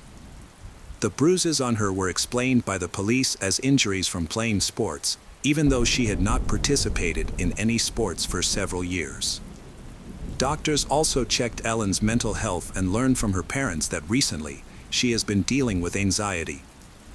She had been prescribed 2 medications, both known to have side effects that may cause negative thoughts or behaviors. However, her psychiatrist, Len, stated that she showed no signs of end-her-life thoughts.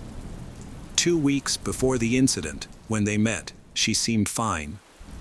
In addition, the psychiatrist said had never heard Ellen say that anyone had treated her cruelly. Her family also confirmed this. They described Ellen as a good-natured and cheerful. Her loved ones couldn't believe she would harm herself, as she was happy, preparing for her upcoming wedding, and had even tried on her dress and sent out invitations just days before the incident. Ellen's mother and friends admit that she has been feeling anxious and stressed due to work and wedding preparations.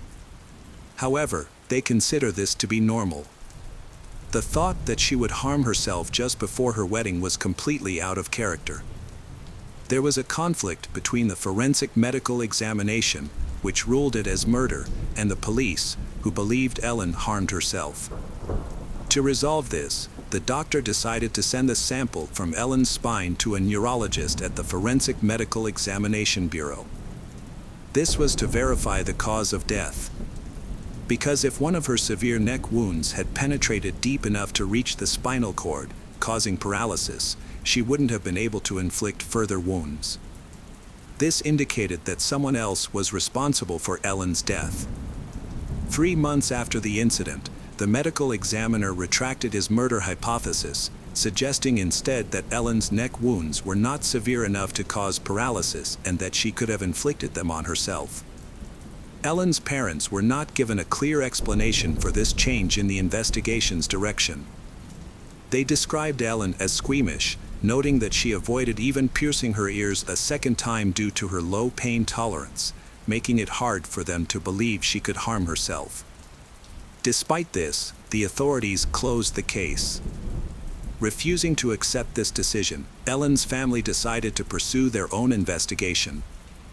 They hired top experts, including forensic specialists Kirill Klin and Henry Lee, to consider the evidence and the autopsy report. These experts cast doubt on the police investigation report that Ellen did this to herself. In 2012, Henry noted that the likelihood of murder Ellen is significant. Forensic pathologist Cyril Wecht pointed out that statistically, women rarely use sharp objects to end her life and seldom harm themselves through clothing. On the other hand, Bren, a seasoned detective, investigated Ellen's death. After reviewing the footage, Bren claimed to notice that the bloodstains did not match the position in which Ellen was found, as she was sitting and leaning against the kitchen cabinets. However, there was a trail of blood running horizontally from her nose to her ear, and the blood splatter on her shoes indicated that she was standing when she suffered the injuries. All of this led he to assume that the scene of the incident and the position of the body had been altered. Although Ellen's parents tried, the lawyer failed to change the version of incident, as it would have been necessary to present more compelling evidence. Therefore, the case did not progress and remained unchanged until 2015. Andre, an assistant attorney, did not officially take on the case. However, he was intrigued by the unusual circumstances and decided to review the file to understand what drove Ellen to her actions. Ellen's fiancé, Samuel, found her, and he told the police that the door was locked from the inside, which forced him to kick it open. Andre noted in a photograph from the scene that the lock was a simple hotel-style latch. This type of latch can be locked from both the inside and the outside by turning a screw. An analyst mentioned that this kind of latch typically cannot be broken by a kick without dislodging the door from its frame. Yet, the only damage observed on the door was a missing screw. Additionally, the police considered the fact that Ellen had no defensive wounds. It was unclear in which order her injuries occurred, but the final one was undoubtedly to the heart, where the knife was found.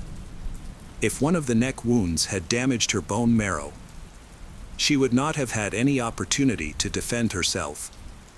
One of Ellen's head wounds, which indicated she was attacked from behind, caught Andre's attention. He raised these concerns with the forensic expert, who said a neurologist had examined Ellen and found no injury. He then asked for an official report to confirm there was no spinal injury, only to be told that no such report existed. It had been lost, suggesting it was more of a rumor that no one had substantiated. At the time, there was no neurologist in the Forensic Medical Examination Bureau, so Dr. Adams was brought in. She allegedly examined Ellen's spine and found no damage. However, it later emerged that no record existed of Dr. Adams being asked to perform this examination. In a 2018 interview, Dr. Adams claims that she did not examine Ellen's spine.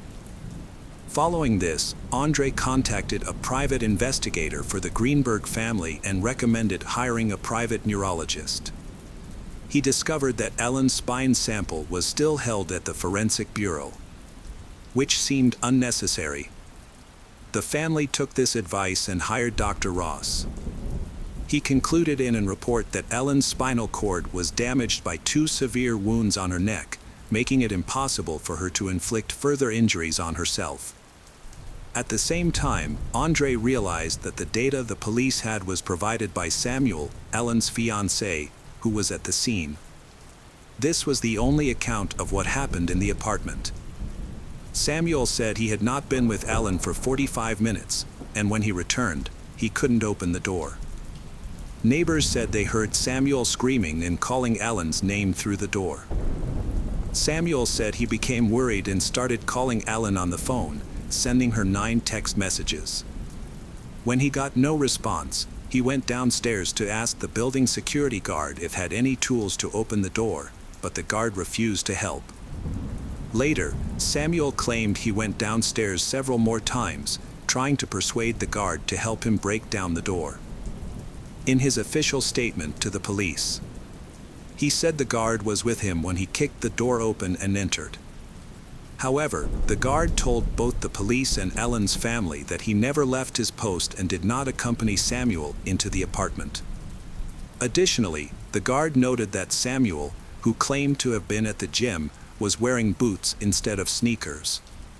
On the other hand, Samuel called 911 at 6:33 p.m., which means that an hour had already passed since he returned to the apartment and attempted to contact Ellen.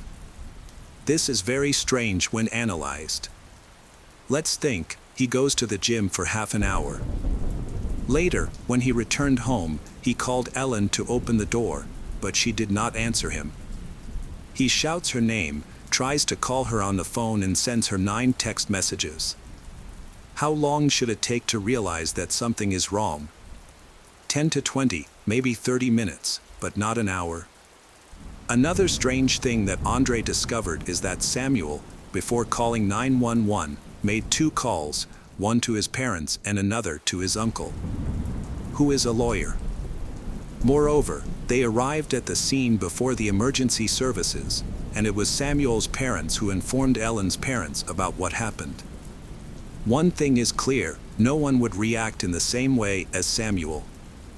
Anyone would ask for help as soon as possible to try to save the life of the person they love, right? Andre listened to Samuel's call to 911, and he was surprised to hear Samuel speak in a calm tone. Even as Samuel said things like my God, his fiancée, there is blood, his voice remained steady. When the emergency services worker asked him to describe the situation, he ignored the request and instead talked about his trip to the gym and his return home. When they instructed him to perform CPR, Samuel asked, "Does he really need to do this?" After spending 2 or 3 minutes supposedly performing CPR, he suddenly told them that he had just found a knife stuck in Ellen's chest. Remarkably, although he was beside her the whole time, but before that he had not seen it. This was no small tool, but a 10-inch long meat cleaver. It was clearly visible. After discovering it, he told them that Ellen must have fallen on the knife. Following this, Samuel was taken to the police station to give a statement. He did so only in the presence of his lawyer and provided a very brief statement. After that, he refused to speak to detectives again, despite their repeated attempts to question him. It seemed there was no way to get him to talk. These things made Ellen's family believe that she was murdered. A neurologist hired by Ellen's family discovered a bone marrow perforation and also found signs of strangulation and bruising. However, many researchers reviewed the footage at the scene and were surprised to see only a small amount of blood.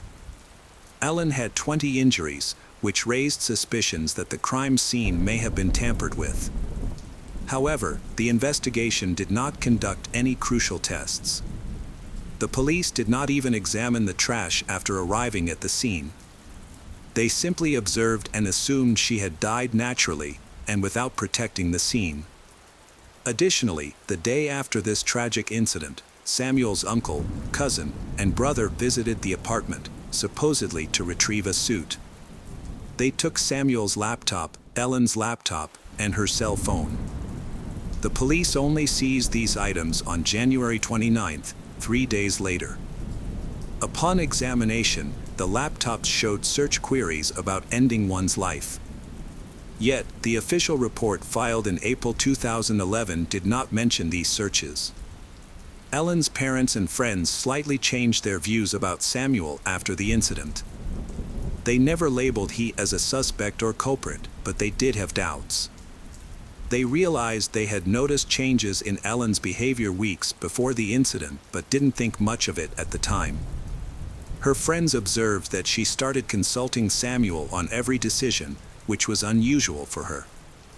Ellen, once a happy girl, had become worried and insecure. One day, she told her parents she wanted to quit her job and move back home. She assuring them it had nothing to do with Samuel and she was fine. Her parents told her she could come home whenever she needed and advised her to seek help for her anxiety. In 2019, Deputy Coroner and Dean of the Faculty of Health Sciences Gregory MacDonald presented a report supporting the police's version of incident. He stated that Ellen had inflicted superficial wounds on herself, as people often start with shallow cuts before going deeper. However, the deep wounds and marks that looked like signs of an attack also made him suspicious. After the incident, Samuel continued to contact the Greenberg family for a year, but their relationship eventually faded. He later sent them an email announcing his wedding. Today, he is married, has 2 children and lives a normal life, completely unrelated to the Greenberg family. The Greenberg family and their attorney have filed a lawsuit against the medical examiner who performed the autopsy and the Philadelphia County Coroner's Office to change and explain why the case was closed. In May 2020, a Philadelphia court finally supported their claim. The family hopes to receive the case file, which they were previously denied access to. There is also a CCTV video from the building. It does not show anything unusual. It only confirms the time Samuel left and returned to the apartment. They also asked to see the 911 call recording. These procedures were delayed, and the trial was rescheduled for 2021. If they win, the case will be reclassified and investigated as a murder. However, due to the time that has passed and the investigation's shortcomings, many clues have been lost forever, such as the luminol test. The Pennsylvania Attorney General's office closed the case in July 2022. The case has been transferred to the Chester County District Attorney's Office, which has assigned new investigators and a prosecutor to take over. This change was supported by Ellen's parents. They have always maintained that their daughter did not end her life. Hello, crime enthusiasts. Are you ready for another chilling investigation? The case of Amanda Colley and Lindy Dobbins. On the morning of August 27, 2015, 36-year-old Amanda Colley returned home to find her house in chaos. Someone had broken into her while she was away. Her house was in disarray, with boxes knocked over, trash cans emptied, and many items broken or damaged, with glass strewn everywhere. Amanda panicked and checked her phone, which had many missed calls and messages from her ex-husband that she didn't want to reply to. At 5:30 a.m., she called her boyfriend and the police for help. She had recently started dating a man named Lamar. At that time, Lamar was driving his pickup truck down a route that led to her house. Meanwhile, the police were on their way to the scene. One officer arrived to assess the danger of the situation. He was to talk to Amanda and assess the damage to her property. The police assessed the situation and left after Amanda chose not to file a formal complaint. Before the police left her home around 9 a.m. that morning, someone came to Amanda's aid. The first person to visit was Lindy Dobbins, Amanda's best friend. At 39 and a mother of 3, Lindy had taken the morning off work to be with Amanda and support her. Lindy was a kind person who always helped others in difficult situations. After a while, their mutual friend Rachel Hendricks joined them. She had dropped her kids off at school and decided to support Amanda since she had some free time. By this time, Lamar was already at Amanda's house. The 4 of them gathered at Amanda's house. watching the chaos and discussing what had happened while considering their next steps. Amanda was still in shock from the incident and realized that she needed to consult a lawyer before reporting her ex-husband, who she believed was responsible. Eventually, Amanda's ex-husband called her again. This time, she chose to answer, leading to a 14-minute conversation. While they were in the living room, they suddenly heard the sound of shattering glass. A few minutes later, a police officer stopped Lamar on the street. He was running frantically, not paying attention to where he was going, trying to escape Amanda's house. According to him, he left the living room as soon as the shooting started, went down to the laundry room, and then fled through the garage, which was partially open. Lamar reported that unexpectedly, gunfire erupted at Amanda's house. He informed the police officer that he thought the shots were fired from outside the house. He did not observe anyone inside being hit by bullets. He was unable to give the police specific details. Lamar is certain that the attacker is targeting him, leading him to believe that the women inside the house are alive. The situation was dire. Minutes after Lamar left the house, the other women tried to escape. Rachel ran through the living room and through the broken glass front door. She spotted the neighbor's house next door and quickly ran over to hide. After escaping, Rachel called 911 to report that she had escaped but had injured her arm. She suspected that an armed attack had occurred at her friend's house and knew exactly who was likely responsible. Realizing the danger, Rachel instinctively ran away when Lamar told them to hide. She was shocked when the gunfire continued. While speaking to the police, Rachel expressed her concern for her friends and urged the police to come quickly to save them. In the next few minutes, 2 more calls came into the police station, one from Amanda and one from her friend Lindy. However, during the calls, they only screamed while the gunshots echoed in the background. The police immediately went to Amanda Colley's house to rescue her. Gunshot wounds to Lindy's arms and legs showed that she was trying to defend herself from her attacker. Unfortunately, her efforts were futile. The attacker had fired a full magazine at her, indicating a clear intention to kill. Lindy was discovered at the end of a long corridor, lying in a pool of blood. It seems she tried to escape, but was killed before she could get away. Rachel stated that just a few seconds before the shooting started, she looked toward the backyard of the house. There, along the garden path, she saw the outline of a man who then pulled out a weapon through the glass door. A group of people stood behind him. The glass was quite thin, preventing her from seeing exactly who was there. The police corroborated her account by analyzing the locations of the bullet holes in the backyard. On the path, they found several unused cartridges, which were identified as deli caliber bullets. Lamar went back to Amanda's house. When the police arrived, he felt assured that they would have the situation under control. Lamar mentioned that he heard gunshots coming from the backyard and believed that he was the perpetrator's target. At that moment, he urged everyone to run. Although he did not see the perpetrator, he suspected that the perpetrator was Amanda's ex-husband, who had spoken to her on the phone just minutes before the attack. Rachel explained that they didn't have enough time to react as quickly as Lamar, so she and Lindy decided to hide in the pantry. She heard Amanda on the other side, probably trying to find a place to hide and possibly running to the bathroom. Seconds later, Rachel heard the front door being broken down.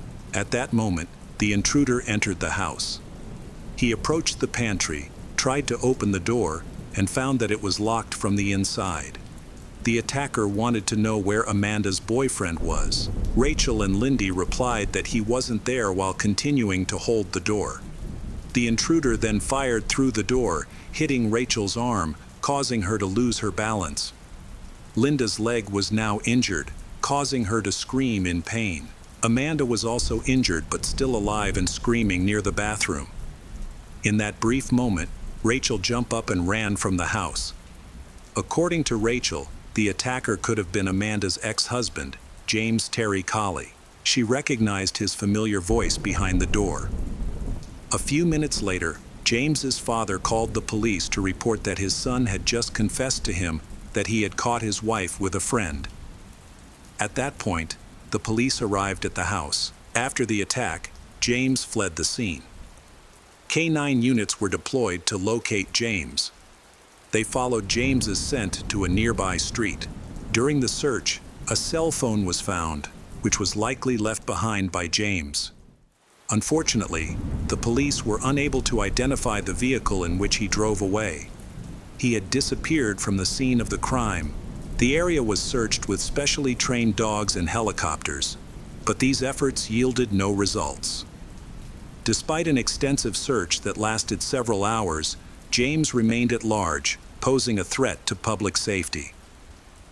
Fortunately, police arrested James later that evening while he was driving his sister's car. During a search of the car, police discovered a shotgun and 2 Delroy and PGO caliber handguns in the passenger seat, along with a large amount of ammunition. A subsequent examination of the gun confirmed that the bullets matched those found at the crime scene and in Amanda and Lindy's bodies. In addition, glass fragments identical to those found in Amanda's home were discovered. After his arrest, James refused to cooperate with the investigation, claiming that he could not recall anything from the time of the tragic events. Further investigation revealed that James and Amanda had been married for over 8 years and had 2 children. Their relationship then began to deteriorate, leading to their divorce. James moved to his sister's house, 20 km away from their family home, where Amanda and the children continued to live.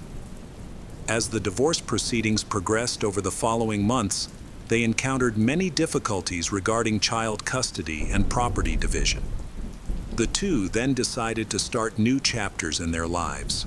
James began dating a co-worker named Emmy, while Amanda pursued a relationship with Lamar, another co-worker from the sporting goods company. Even though the couple's relationship had completely broken down, James was still possessive of his ex-wife Amanda. He suspected that she was seeing someone new and called her several times to find out who it was. Amanda did not share the truth because she feared it would lead to serious problems. As a result, James became increasingly angry and aggressive. He called her frequently, becoming so intrusive that Amanda felt compelled to go to court to get a restraining order to protect herself. The weekend before the attack, Amanda's neighbor and close friend took a photo of a man mowing the lawn in front of Amanda's house. The man was identified as her new boyfriend, Lamar. When James found out, he tried to contact Amanda, insulting her and demanding to know who she was seeing. Amanda lied, claiming that the man in the photo was just a landscaper. James was going crazy because Amanda had found someone new. Early on the morning of August 27, he planned a terrible act. Surveillance cameras from nearby homes did not capture the moment James, her ex-husband, entered Amanda's house. This was not surprising, since he had lived there for a long time and was familiar with the areas not covered by the cameras. He approached the house undetected from the backyard, just as he had intended. The James entered the house around 3 a.m., but found it empty. Frustrated, he started to create chaos, throwing items around and dumping trash from the kitchen bins. He broke the TV and damaged several costly appliances. This destruction seemed aimed at upsetting Amanda. As he caused this damage, he was also getting ready for the terrible actions that were to come. James was looking for evidence that Amanda was having an affair with another man. Eventually, he discovered something that confirmed his suspicions and made him even angrier. At 4:00 a.m., he went to Mike's house, who lived across the street. James knocked loudly, shouted and swore, while discussing Amanda in an angry tone.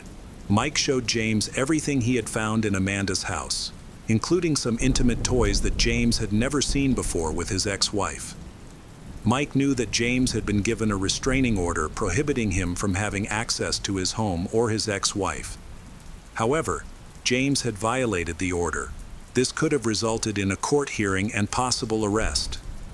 Mike tried to calm James down by offering him a drink and suggesting that he go home and rest to avoid making any more impulsive decisions.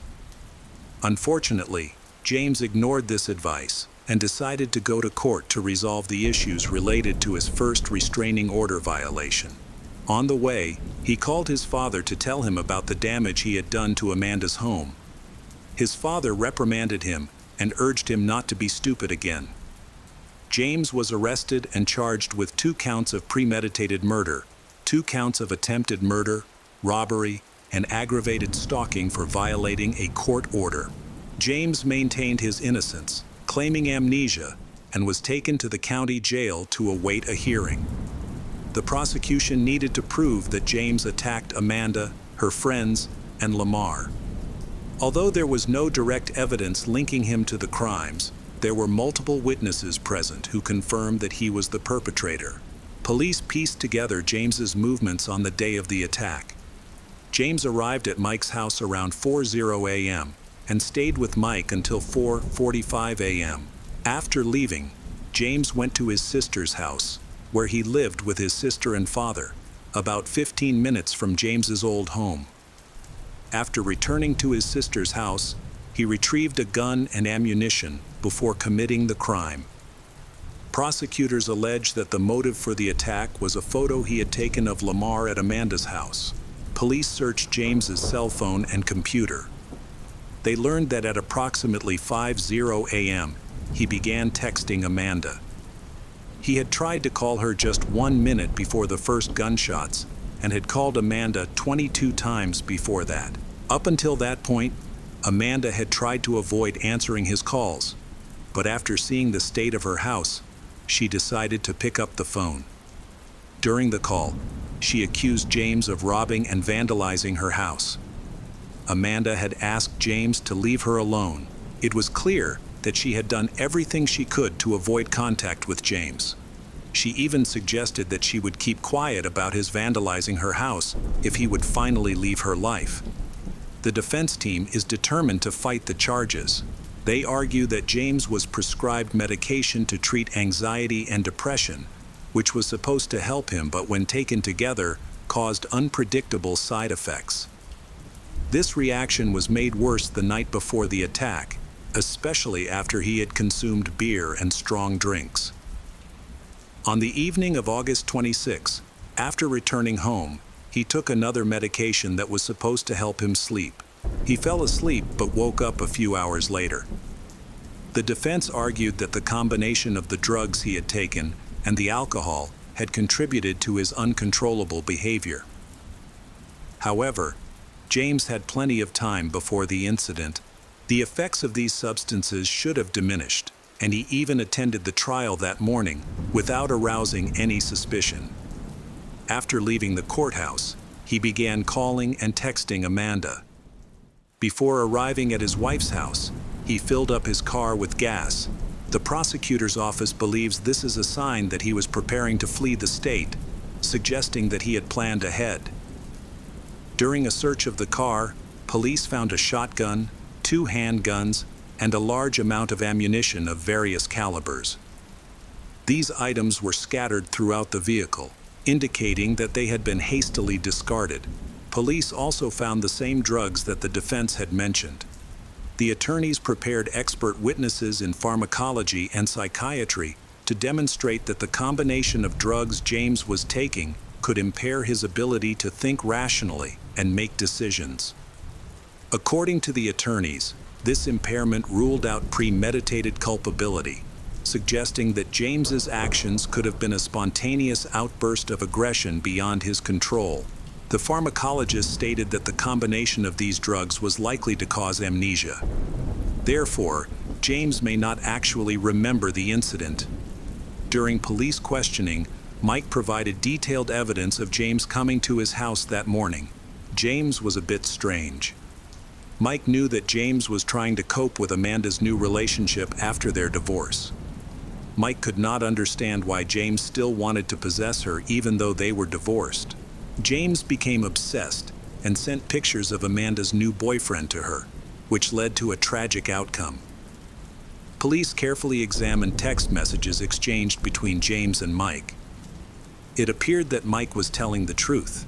James harbored resentment, not only toward his ex-wife, but also toward her friends. He specifically blamed Amanda's best friend, Lindy, for turning Amanda against him, which fueled his hatred for her. Evidence showed that James had collected a weapon just before leaving the house, the prosecutor's office said. Police also noted that James' father had tried to intervene and stop him from doing so, but his efforts were unsuccessful. The key witness for the defense was James's sister, Rhonda, who lived with him at the time. However, she was on vacation in Italy during the attack and returned 2 weeks later.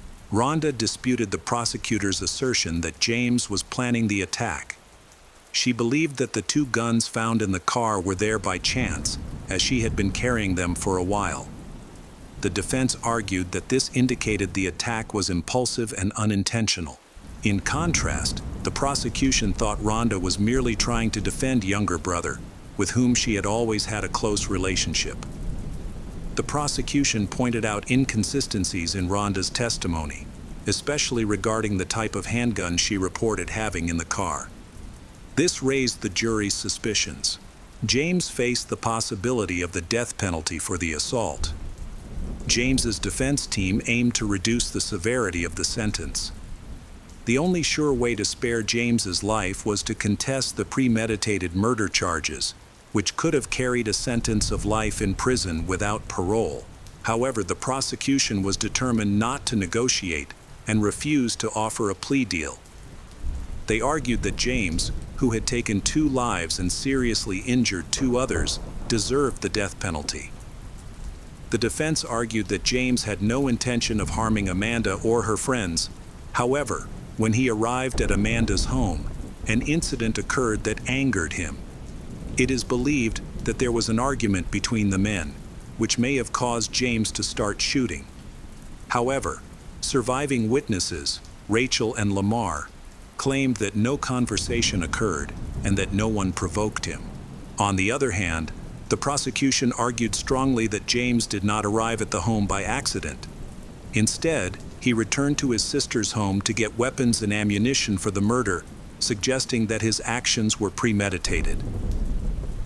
The key piece of evidence in the case was a phone call between James and Amanda that took place shortly before the shooting began. This call was played to the jury in court and lasted 14 minutes. During the conversation, Amanda attempted to end her relationship with James. She cried and begged him, trying to intimidate him by mentioning the restraining order and threatening to call the police if he continued to stalk her. It was clear that she had been enduring his harassment for a long time, but he paid no attention to her suffering. After both sides presented their arguments, the jury began deliberating their verdict. 2 hours later, they reached a unanimous decision, finding James Terry Colley, 38, guilty on all 7 counts, including burglary. However, the case was not over. 2 weeks later, the same jury reconvened to decide whether James should receive the death penalty. The defense team remained hopeful. They wanted to prove that the combination of drugs he had been taking could have caused side effects, such as memory loss. Experts, including a forensic psychiatrist and a pharmacist, supported this claim, arguing that James suffered from parasomnias, which meant he could not have been aware and could not remember the events that had occurred. Psychiatrists claim that people with parasomnias can walk, drive, and perform deliberate actions. However, the prosecutor's office has disputed these claims by presenting court records showing that James had been in court the morning before the attack. He had interacted with several people and there was no unusual behavior. James appeared calm, with no signs of slowing down, confusion, or depression, common signs of people with parasomnias. The prosecution successfully convinced the jury of James's guilt for causing the deaths of Amanda and Lindy. The jury unanimously decided that he should receive the death penalty. A third hearing then took place, where the court gave the defense one last chance to present any compelling evidence that might lead to a reduction in the death sentence. During this hearing, James took the stand for himself for the first time, describing the incident as a terrible accident. However, his argument lacked credibility. The defense attorneys also failed to present any substantial evidence, leading to James Terry Colley's death sentence being upheld. He is currently in prison, awaiting execution by lethal injection.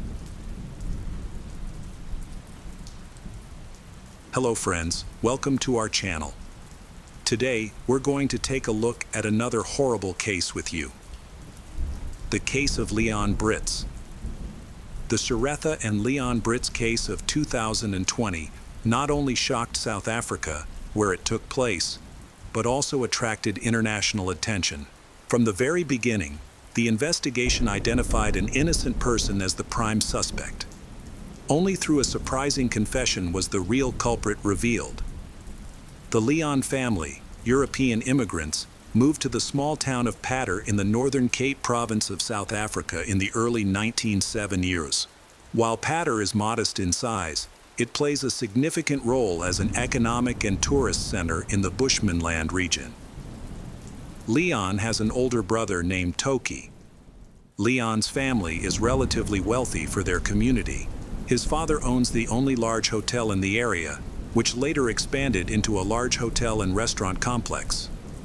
Both Toki and Leon did well in school. After finishing school, Toki left his hometown, while Leon chose to stay. He helped his parents run the hotel as a teenager and studied business. Leon is intelligent and has a natural talent for business, which has helped him run the hotel effectively. At the Leon family hotel, many events, parties, and celebrations took place. During one of these occasions, Leon spotted a beautiful young girl among the guests. She was a brunette with green eyes and a charming smile. Curious, he approached her to introduce himself and discovered that she was only 14 years old and still in school, although she appeared much more mature. This revelation confused Leon, who was 25 at the time. Despite his concerns, he asked her to dance, and afterwards, they spent about an hour talking on the terrace. The girl's name was Suretha, and from that moment, Leon could not stop thinking about her and eagerly anticipated their next meeting. Suretha was born on September 6, 1990, the youngest of 3 children to immigrants from Eastern Europe. Her family faced severe financial hardship. When Suretha was only 9 years old, her father died of a snake bite, leaving her mother to raise 3 children on her own, while struggling to provide for them. As a result, all 3 sisters had to go to work to help support the family, leading to a difficult and arduous childhood. Leon, a rich guy, suddenly entered her life. Leon truly loved her. He found every opportunity to see her, picked her up from school, took her to trendy restaurants, gave her expensive gifts and trendy clothes, and tried his best to make her happy. Suretha experienced the luxuries and wealth. She realized that with him, she had the ability to build a family where she and her future children would never have to worry about money. Suretha's mother approved of the relationship, despite her daughter's young age. She considered Leon to be trustworthy, decent, and kind, and no one doubted his sincerity. However, Leon's parents were quite concerned about the relationship, as it could lead to serious legal problems if it went too far. Despite their concerns, Leon insisted that he was willing to wait until Suretha turned 18 when he planned to marry her. About a year into the relationship, 15-year-old Suretha discovered she was pregnant.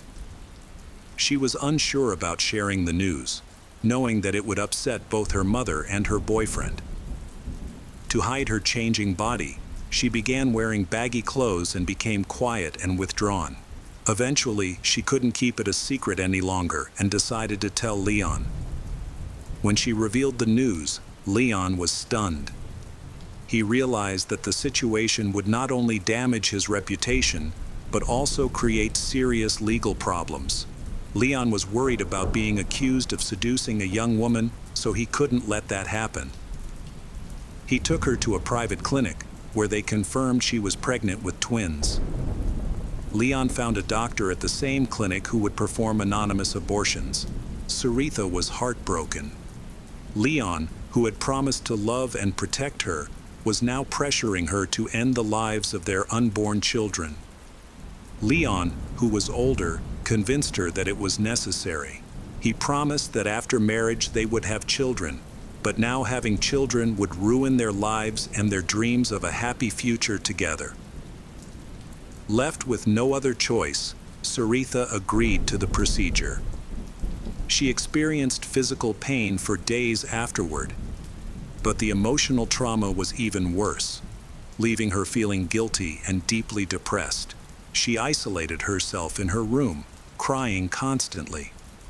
Her mother did not understand the severity of the situation, thinking that her daughter was simply upset after an argument with her boyfriend, believing that things would be better once they made up.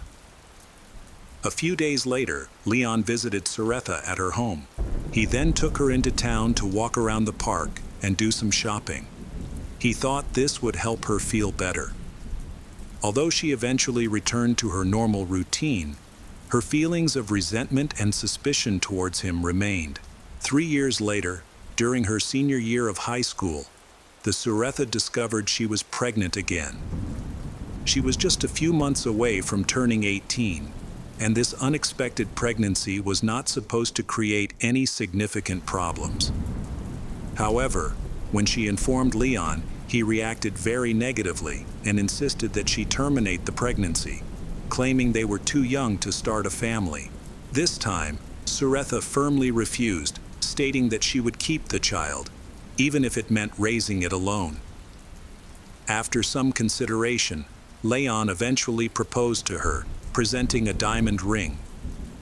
By this time, the intense feelings they had for each other had faded, but Sarita's pregnancy left him with no choice. Shortly after her 18th birthday, the couple got married in a lavish ceremony. Although they appeared happy, they both had doubts about their decision.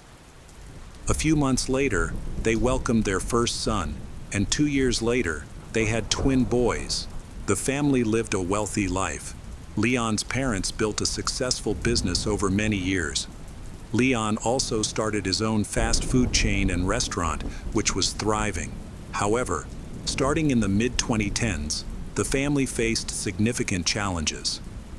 In 2014, Leon's father suddenly passed away due to long-standing heart problems, which affected his mother's health. She began to show signs of rapid dementia, forcing her sons to take her to a specialist clinic for care. Toki returned to his hometown after many years to assist his younger brother in managing the family business, and together they took over the operation of a hotel. Leon decided to let Sarita join the family business, something she had always wanted to do. They agreed to register a mining equipment and tools store in her name. She worked hard at the store while also caring for their 3 young sons. However, as the twins grew older, the parents had to find a suitable school for all of their children. Finding quality education in South Africa was not easy. They eventually found a good school in the nearby town of Kakamas, about 75 miles from Leon's home. They then rented a spacious house in Kakamas for Sarita and her sons to live in, while Leon stayed in Poeter to manage the business. Although Sarita enjoyed running the store, she had to give up that role to focus on raising the children. The family only visited Leon on weekends and holidays, and he rarely came to Kakamas because of his busy schedule. At first, everything seemed fine between the couple, but over time, they grew more distant, and their feelings for each other faded. In 2018, Sarita began experiencing health issues, which she initially dismissed. However, medical tests revealed that she had cancer and cardiovascular problems. She quickly underwent surgery to remove the malignant tumor and began a treatment plan.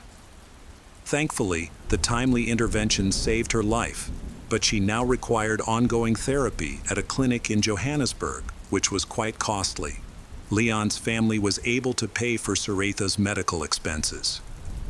To help manage the household while she was receiving treatment, Saratha hired a nanny and a maid. By this time, Leon and Saratha had grown apart and were living separate lives. Saratha began an affair in Johannesburg. It appears that Leon was also seeing other women, as evidenced by explicit photos and text messages found on his phone. The couple now only stay in touch because of their 3 children. Despite the family problems, business is doing well. The hotel, retail stores, and restaurant chain are making a significant profit. Leon has invested some of this money in real estate in major cities, which provides a good income through rentals. Their family is not only the richest in Poeter, but also one of the richest in the Northern Cape province. As Leon's business grew more profitable, he faced increasing threats from jealous people who wanted to harm him, his parents, and his brother. To protect his assets, he installed safes and hidden compartments in his office and home, where he stored cash in various currencies, stocks, diamonds, jewelry, and gold bars. Although the threats initially worried him, Leon eventually began to ignore them as they became a regular occurrence. He believed they were just attempts to scare him. A tragic event occurred that led to Leon's death. On October 7, 2020, Saratha called him to check on their dogs. A neighbor reported that they had escaped. Leon assured her that he would call back after checking on the dogs, but he never did. Worried, Saratha tried calling him several times, but no one answered. She left their children with a nanny and drove to their home in Poeter. When she arrived, the front door was unlocked, but the house was eerily quiet and no one answered her calls. She went to the backyard and discovered her husband's body floating face down in the pool. There were wounds on his back, indicating that he was dead. In a panic, Saratha called the police, then contacted Toki to inform him of the situation. When the police arrived, they quickly sealed off the house. They found that Leon had died violently. His body had multiple stab wounds and signs of a struggle. A safe in the house had been opened and its contents taken. Initially, the police theorized that a burglar had broken into the house. And Leon was home at the time, leading to a confrontation that left Leon dead. However, many other valuables that could be seen in the house were still intact, suggesting that the burglars had specifically targeted the contents of the safe. Following Leon's murder, much speculation about the cause of his death arose on social media. Many people knew about the threats Leon had received over the years and suspected that competitors or enemies may have acted on those threats. Police later identified Leon's brother Toki as the prime suspect. Toki had managed the family business with Leon for many years and had visited Leon shortly before the murder, making Toki the last person known to have seen Leon alive. Complicating matters, their mother is critically ill, with doctors estimating that she has only a few months to live. It is rumored that Toki is unhappy with the way the estate has been divided, especially with Leon receiving the lion's share, and that Toki may want to change the will. This theory explains why other items in the house were left intact and why the killer only targeted the contents of the safe. However, Toki adamantly denied any involvement, claiming that he would never harm his brother, especially since they had never had any conflicts over money. He sought the support of Saratha, who expressed her belief in his innocence and offered to help him find a good lawyer. For nearly 2 months, the investigation had stalled with no new evidence, leads, or witnesses. Then, 35-year-old Jacques Van Vuren walked into the police station and proposed a deal. He would plead guilty and reveal the identities of his accomplices in exchange for a lighter sentence.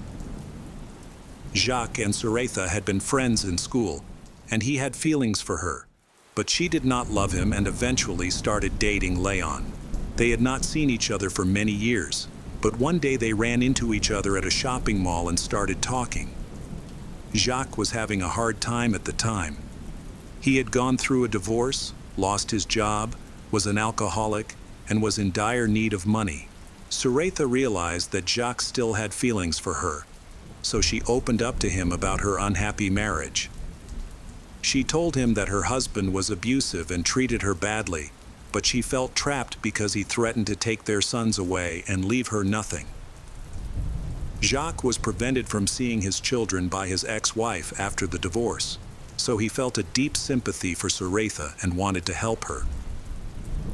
They exchanged phone numbers, and a few days later, Suretha called him with a tearful story. She claimed that her husband had abused her and that she could not leave him. She suggested that the only solution was to get rid of him. Suretha was a master of psychological manipulation, and Jacques believed her. Suretha also promised to pay him 500,000 South African rand, which was a lot of money, especially when he was in dire need of money. Jacques agreed to help her, but did not want to do it himself, so he decided to hire someone else to do it. After a while, Leon's business began to decline. All his chain stores began to close and suffered huge losses. Leon wanted to sell the hotel, but Suretha did not agree. At the end of September, Suretha and Jacques decided to start their plan. Jacques asked for half of the money in advance. However, due to financial problems, Suretha could only withdraw 100,000 rand and gave Jacques her diamond ring. With this money, Jacques hired a friend named Enrich Williams, who had a drug problem and was willing to kill for money. Enrich was worried that he could not handle a strong adult alone, so he brought in his friend Amantel Bareki to help him with the plan, and Enrich would share the proceeds with Amantel. Suretha gave the criminals her home address and told them where the safe was. She allowed them to take valuables from the house to make it look like a robbery. The only condition was that the dogs were not harmed, so they were released first. The neighbors noticed that the family's dogs were out and called her. This indicated that Enrich and Amantel were in the house. She then called her husband Leon to lure him into a trap. When he entered the house, one of the criminals hit him on the head with a baseball bat, while another attacked him with a knife, leaving him no chance to defend himself. Leon was stabbed 8 times and beaten with the bat several times. They then dumped his body in the swimming pool.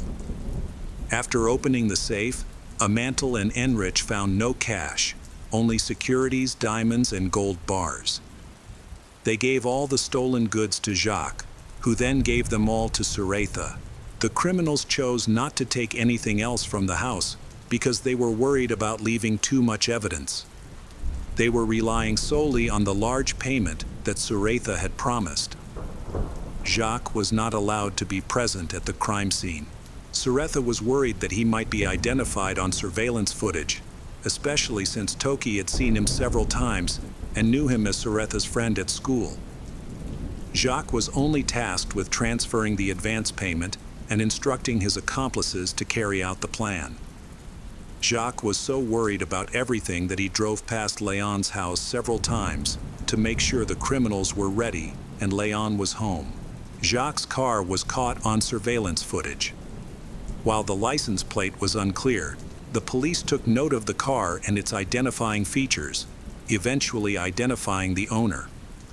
Additionally, there was no money in the safe, and all of the family's accounts were frozen during the investigation. Suretha could not pay the hired criminals because selling the stolen goods, such as diamonds, gold bars, or securities, would reveal her involvement. She asked them to be patient, but Enrich and Amantel refused and began threatening Jacques. In desperation, Jacques does not receive the money he expected and feels guilty. Amantel and Enrich threaten him repeatedly, and he realizes that he faces the possibility of going to prison or suffering the same fate as Leon. He confides in his sister, who speaks to their mother, and together they convince Jacques to turn himself in. They advise him to expose the others involved in the scheme so that he can receive a lighter sentence. Jacques' real motive, in his full confession to the police, was that he believed he had done a noble deed, because he saw Leon as a man who had treated his wife badly abused her, and threatened to kidnap their children. Suretha reported to the police about the will and property disputes between Leon and Toki. She wanted to imply that Toki was the culprit. However, the police decided to investigate Suretha thoroughly to find out her true intentions. During the investigation, it was discovered that Suretha and Leon had long since fallen out of love and were living apart. Suretha had a lover in Johannesburg, and she wanted to leave Leon to be with him. However, when she asked for a divorce, Leon firmly refused and threatened to take everything from her, including their children. It's difficult to determine Leon's true motivations, but it's likely he still cared for Suretha and wanted to repair their marriage. Meanwhile, Suretha had a plan to inherit his money and business after his death, which would allow her and her lover to live well. She also wants to removal of Toki by setting him up to become a killer, after which she will become the sole owner of the hotel, store, and restaurant after her mother-in-law passes away. Her plan can work if there is money in the safe and if she pays the hired criminals. In the spring of 2021, the trial and sentencing of all involved took place. The court considered each participant's role in this high-profile case. Jacques Van Vuren, who collaborated with the prosecution, provided detailed testimony and named his accomplices. He was sentenced to 20 years in prison, eligible for parole after 5 years. The hired criminals, Enrich Williams and Amantal Barecki, were convicted of premeditated murder with added cruelty and robbery. They received life sentences with no chance of parole. Suretha Brits, who planned to kill her husband, convinced the court that she was the victim throughout their relationship. She claimed that Leon forced her to have sex when she was 14. A year later, after she became pregnant, she alleged that Leon forced her to have an abortion late in her pregnancy. Although their love faded, Leon refused to divorce her and threatened to take custody of their children. Suretha was eventually sentenced to 25 years in prison. The court took into account her remorse, her sincere confession, and her role as a mother to 3 young children.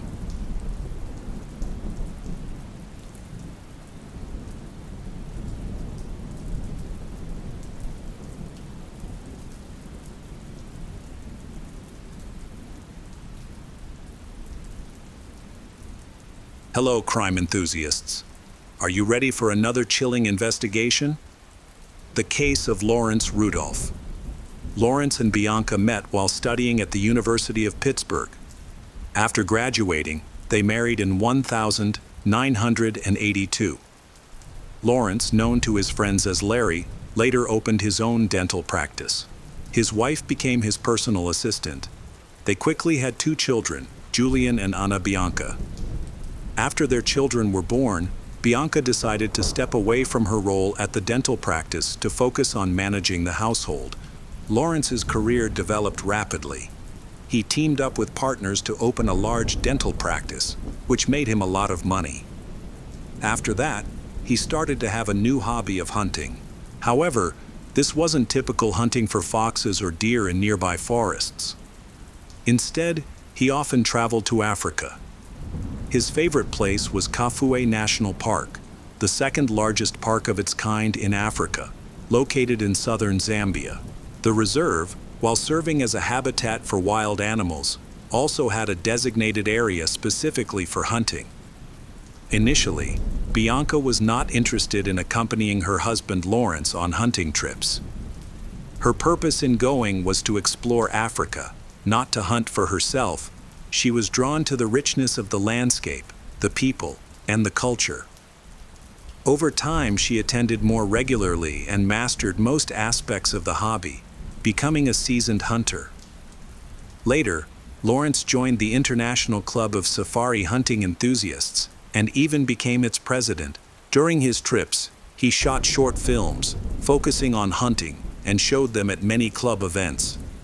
In 2006, during one of his expeditions to Africa, he was attacked by a crocodile. It bit his arm, and he narrowly avoided losing it. In addition, his life and health were insured. Following the incident, the insurance company had to pay him a large sum of money every month, up to about $3 million. Lawrence then broke off his business relationship with his partners and founded his own dental clinic chain called Three Rivers Dental. The first clinic opened in Greensburg, Pennsylvania, USA, focusing on sedation dentistry. Over time, he launched 5 additional branches. The business quickly became a success, bringing in a large income. Thanks to that, his family was able to maintain a prosperous life, including regular hunting trips to another continent.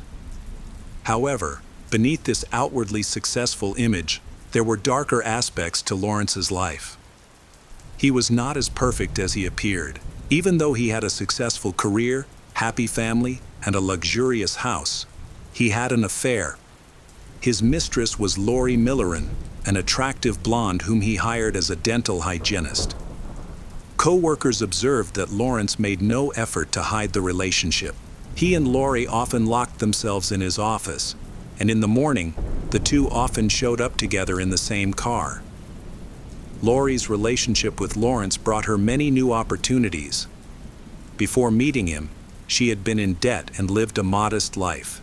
However, after meeting Lawrence, a rich man, everything changed. She could afford designer clothes, dine at upscale restaurants, and indulge in luxuries without restraint. He even gifted her a brand new sports car. Bianca, Lawrence's wife, was aware of his affair, but was powerless to stop it. Rumor has it that the affair cost Lawrence his position as president of the Hunt Club. He even filed a lawsuit against the organization, but he ultimately failed to regain his position or defend his rights.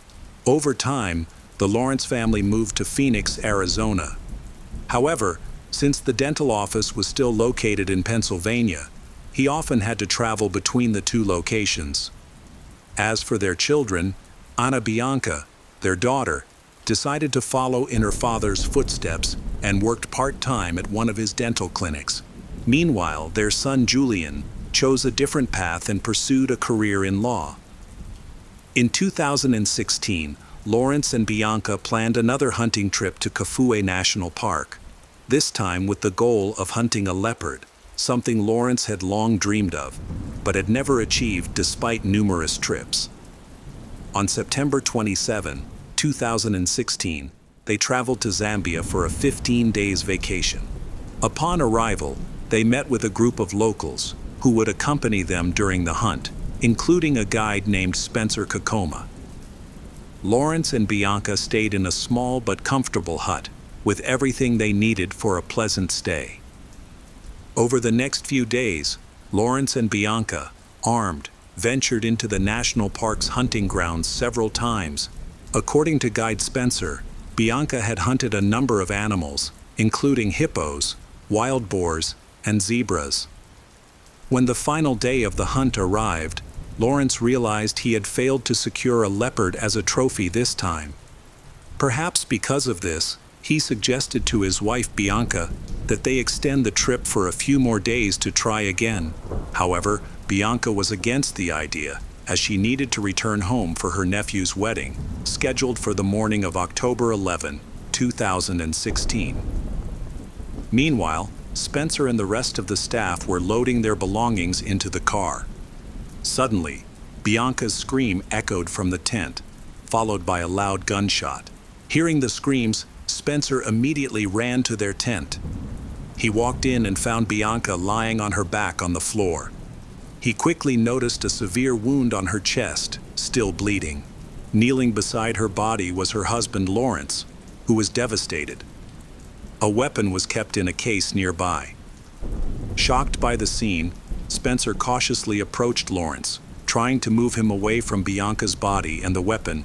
Lawrence, distraught, began pleading with Spencer to let him end his own life. He said he was showering when he heard the explosion. He rushed to Bianca and found her unconscious on the floor. After Spencer confiscated all the firearms, Lawrence left the hut and walked straight down to the riverbank.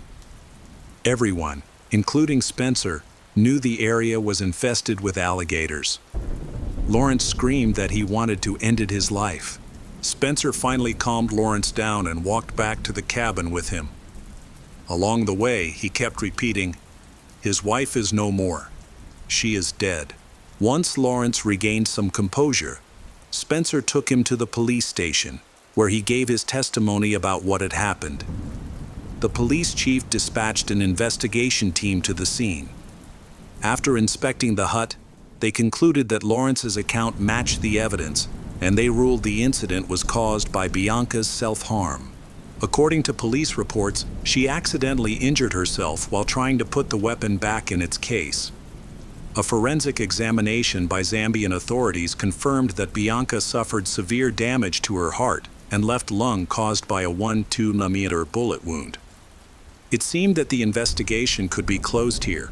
However, according to Spencer, the circumstances surrounding Bianca's death still had many suspicious points. Lawrence claimed that he was in the shower at the time of the explosion. However, when Spencer entered, he was fully dressed. His shirt was even tucked into his pants, and he was wearing a belt and boots. Spencer, an experienced guide, confirmed that the weapon could not have been accidentally fired, nor could it have been accidentally loaded. Furthermore, he had personally seen that all the weapons of the group members, including Lawrence's, were unloaded, as this was a safety measure that all participants in the expedition took without exception. Despite these doubts, Spencer mentioned that during the trip, he did not notice anything unusual from Lawrence and Bianca. On the contrary, they seem very happy together. They often hug each other and show affection openly. Overall, there are no signs of tension or conflict between them. When Lawrence returned home, he acted strangely. He did not inform his children about Bianca's death until a week later, and never revealed any details. Anna, Bianca, and Julian were both shocked by their mother's death, and little girl was completely unable to accept the news. Other family members experienced similar emotions. Anna Bianca was surprised by Lawrence's desire to cremate her mother. To make this happen, Lawrence had to reach out to the U.S. Embassy in Zambia. His actions fueled suspicion, as arranging the cremation and transporting Bianca's remains back to the United States required notifying the U.S. government. At that time in Zambia, the chief consular officer at the local embassy, a former military man, was well versed in identifying the specifics of injuries. He found it odd that Lawrence had suggested cremating Bianca's body. So, he decided to examine Bianca's remains before issuing the necessary permits to transport the body. He eventually went to the morgue himself, where he carefully studied the characteristics of the wounds, took measurements, and recorded everything on a video camera. Further doubts about Bianca's death arose when one of her friends contacted FBI agents stationed in Africa.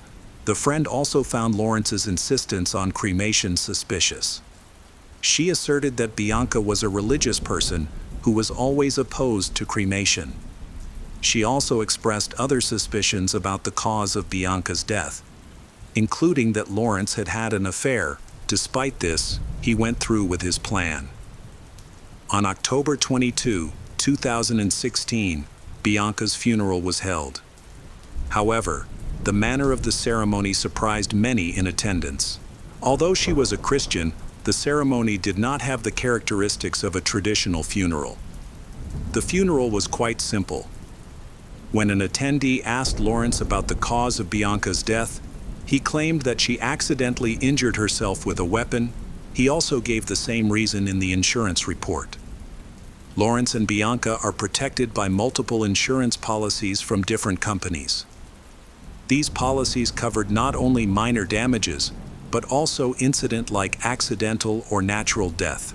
It was these policies that later attracted the attention of federal agents. The FBI's investigation revealed that Bianca had 9 insurance policies from 7 different companies.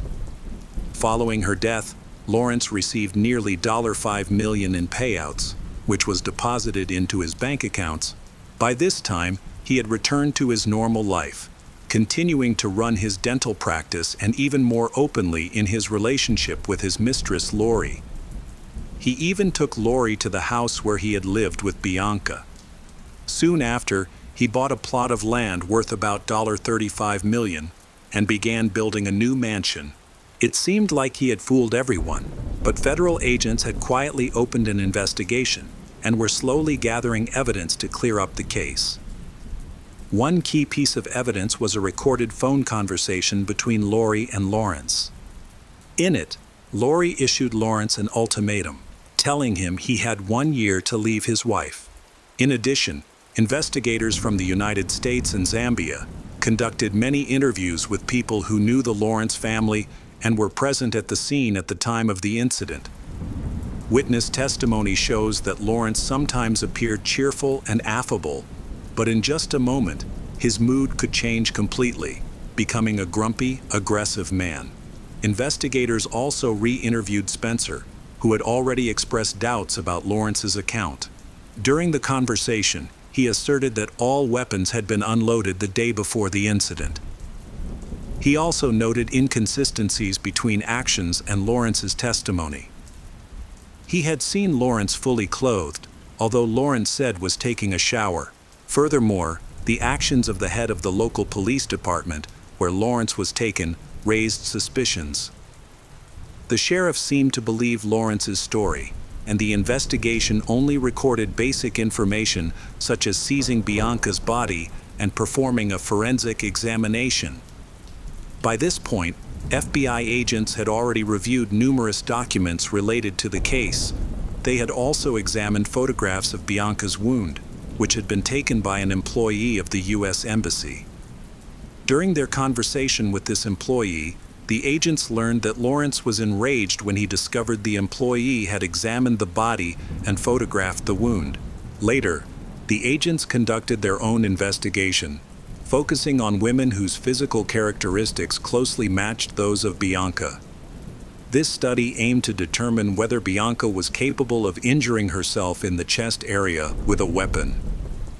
The shotgun's trigger was located approximately 79 centimeters from the muzzle, while Bianca's arm span did not exceed 73 centimeters. Tests were carried out with 15 women who had similar physical characteristics, and none of them were able to reach the trigger while holding the barrel of the shotgun against their chest. Additionally, ballistics experts conducted drop tests to determine whether the weapon could accidentally detonate, such as if it fell while Bianca was placing it in the box. The experts dropped similar weapons from just over a meter high onto the floor dozens of times. However, in each case, the weapon failed to detonate on its own. After analyzing Bianca's wound, the experts came to an important conclusion. If she had inflicted the wound herself, it would have been a single hole with a diameter corresponding to the barrel of the weapon. Because in that situation, the bullets in the cartridge would not have had enough time or distance to disperse. However, the photographs of the wound clearly show that there were multiple bullet holes scattered around the main wound, indicating that the weapon was used from a distance of at least 60 centimeters to 1 meter. This evidence further confirms that Bianca's death was not accidental. As a result, suspicions about Lawrence grew immensely, especially given the financial benefits he gained from insurance payouts. It has been about 5 years since Bianca died.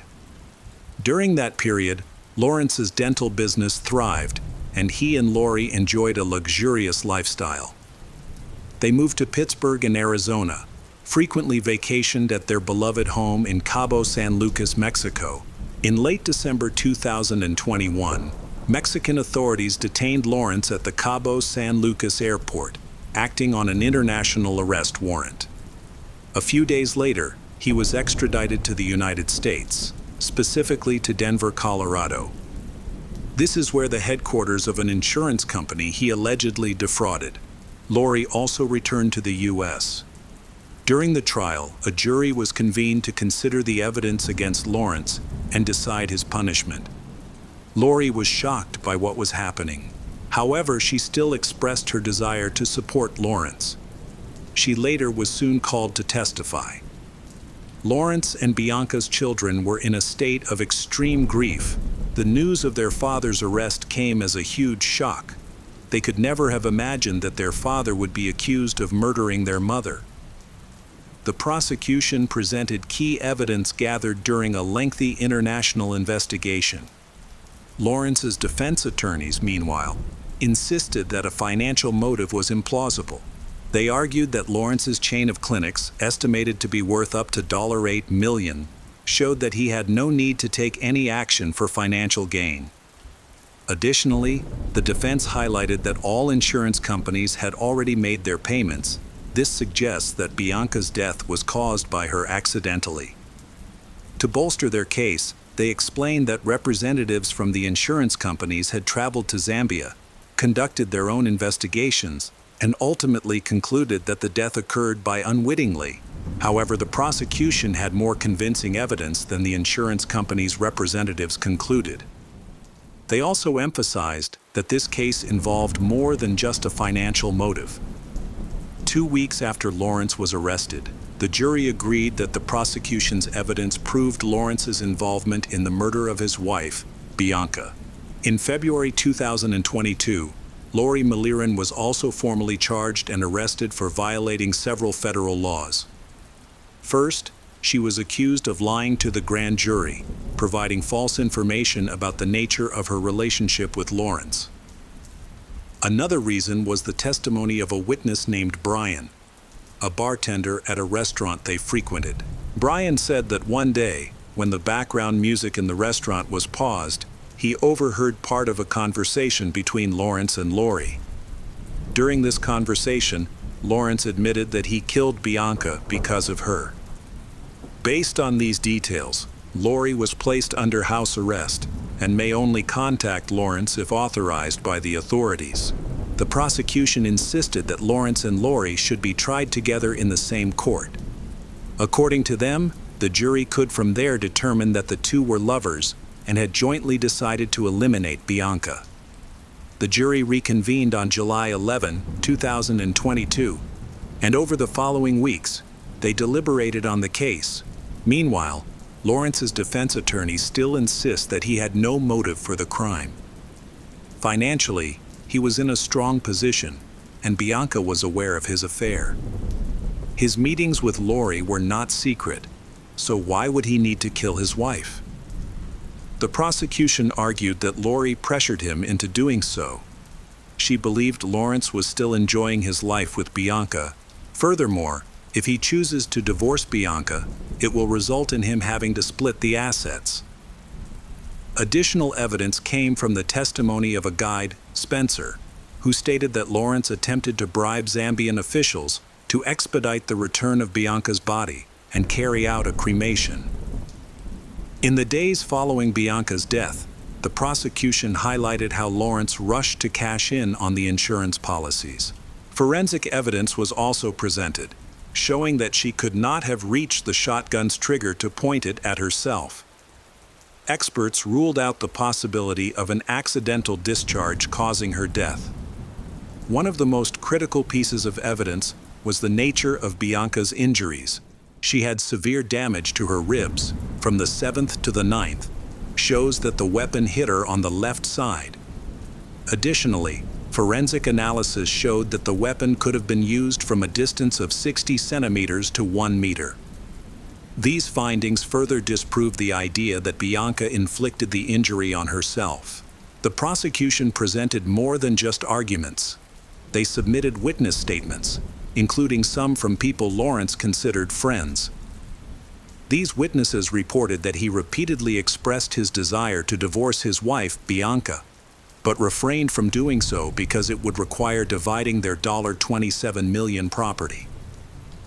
Additionally, some participants speculated that Bianca might have suspected her husband of planning to harm her during their trip.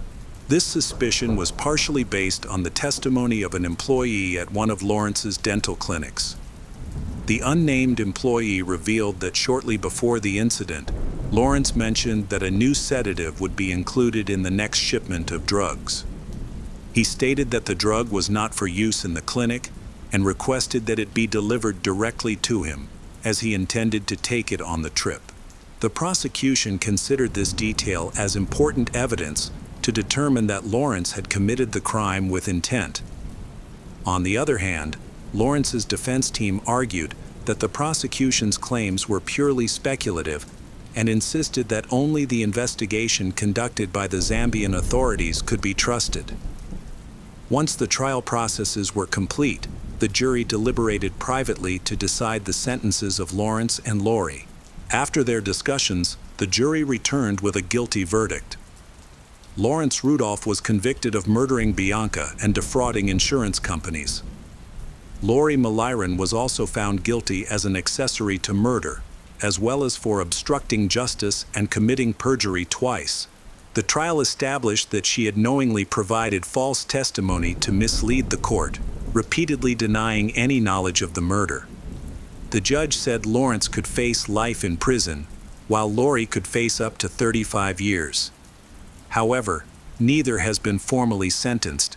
The verdict was delayed as the defense appealed the jury's verdict and requested a new trial. The court denied the request in mid-April 2023. On June 23, 2023, Lori Maliran was sentenced to 17 years in prison and fined $250,000. Judge William J. Martinez found that a harsh sentence was appropriate, based on evidence that Lori encouraged the crime and showed no remorse throughout the trial. At trial, Bianca's daughter Ana Bianca confronted Lori and accused her of harming her mother. Lawrence Rudolph was sentenced to life in prison on August 21, 2023, for the murder of his wife Bianca Rudolph during a hunting trip in Zambia in 2016. In addition to the prison sentence, he was fined more than $15 million and forfeiture of assets related to the case. Their son, Julian Rudolph, initially believed his father Lawrence was innocent. However, after reviewing the evidence at the trial, he changed his mind and now rarely contacts his father. After the verdict, reporters interviewed Lawrence's lawyers, who continued to maintain their client's innocence and that the incident was an accident. This view was also supported by several members of the Zambian police. Lawrence's legal team expressed surprise that the federal government had decided to take over the case and conduct a secret investigation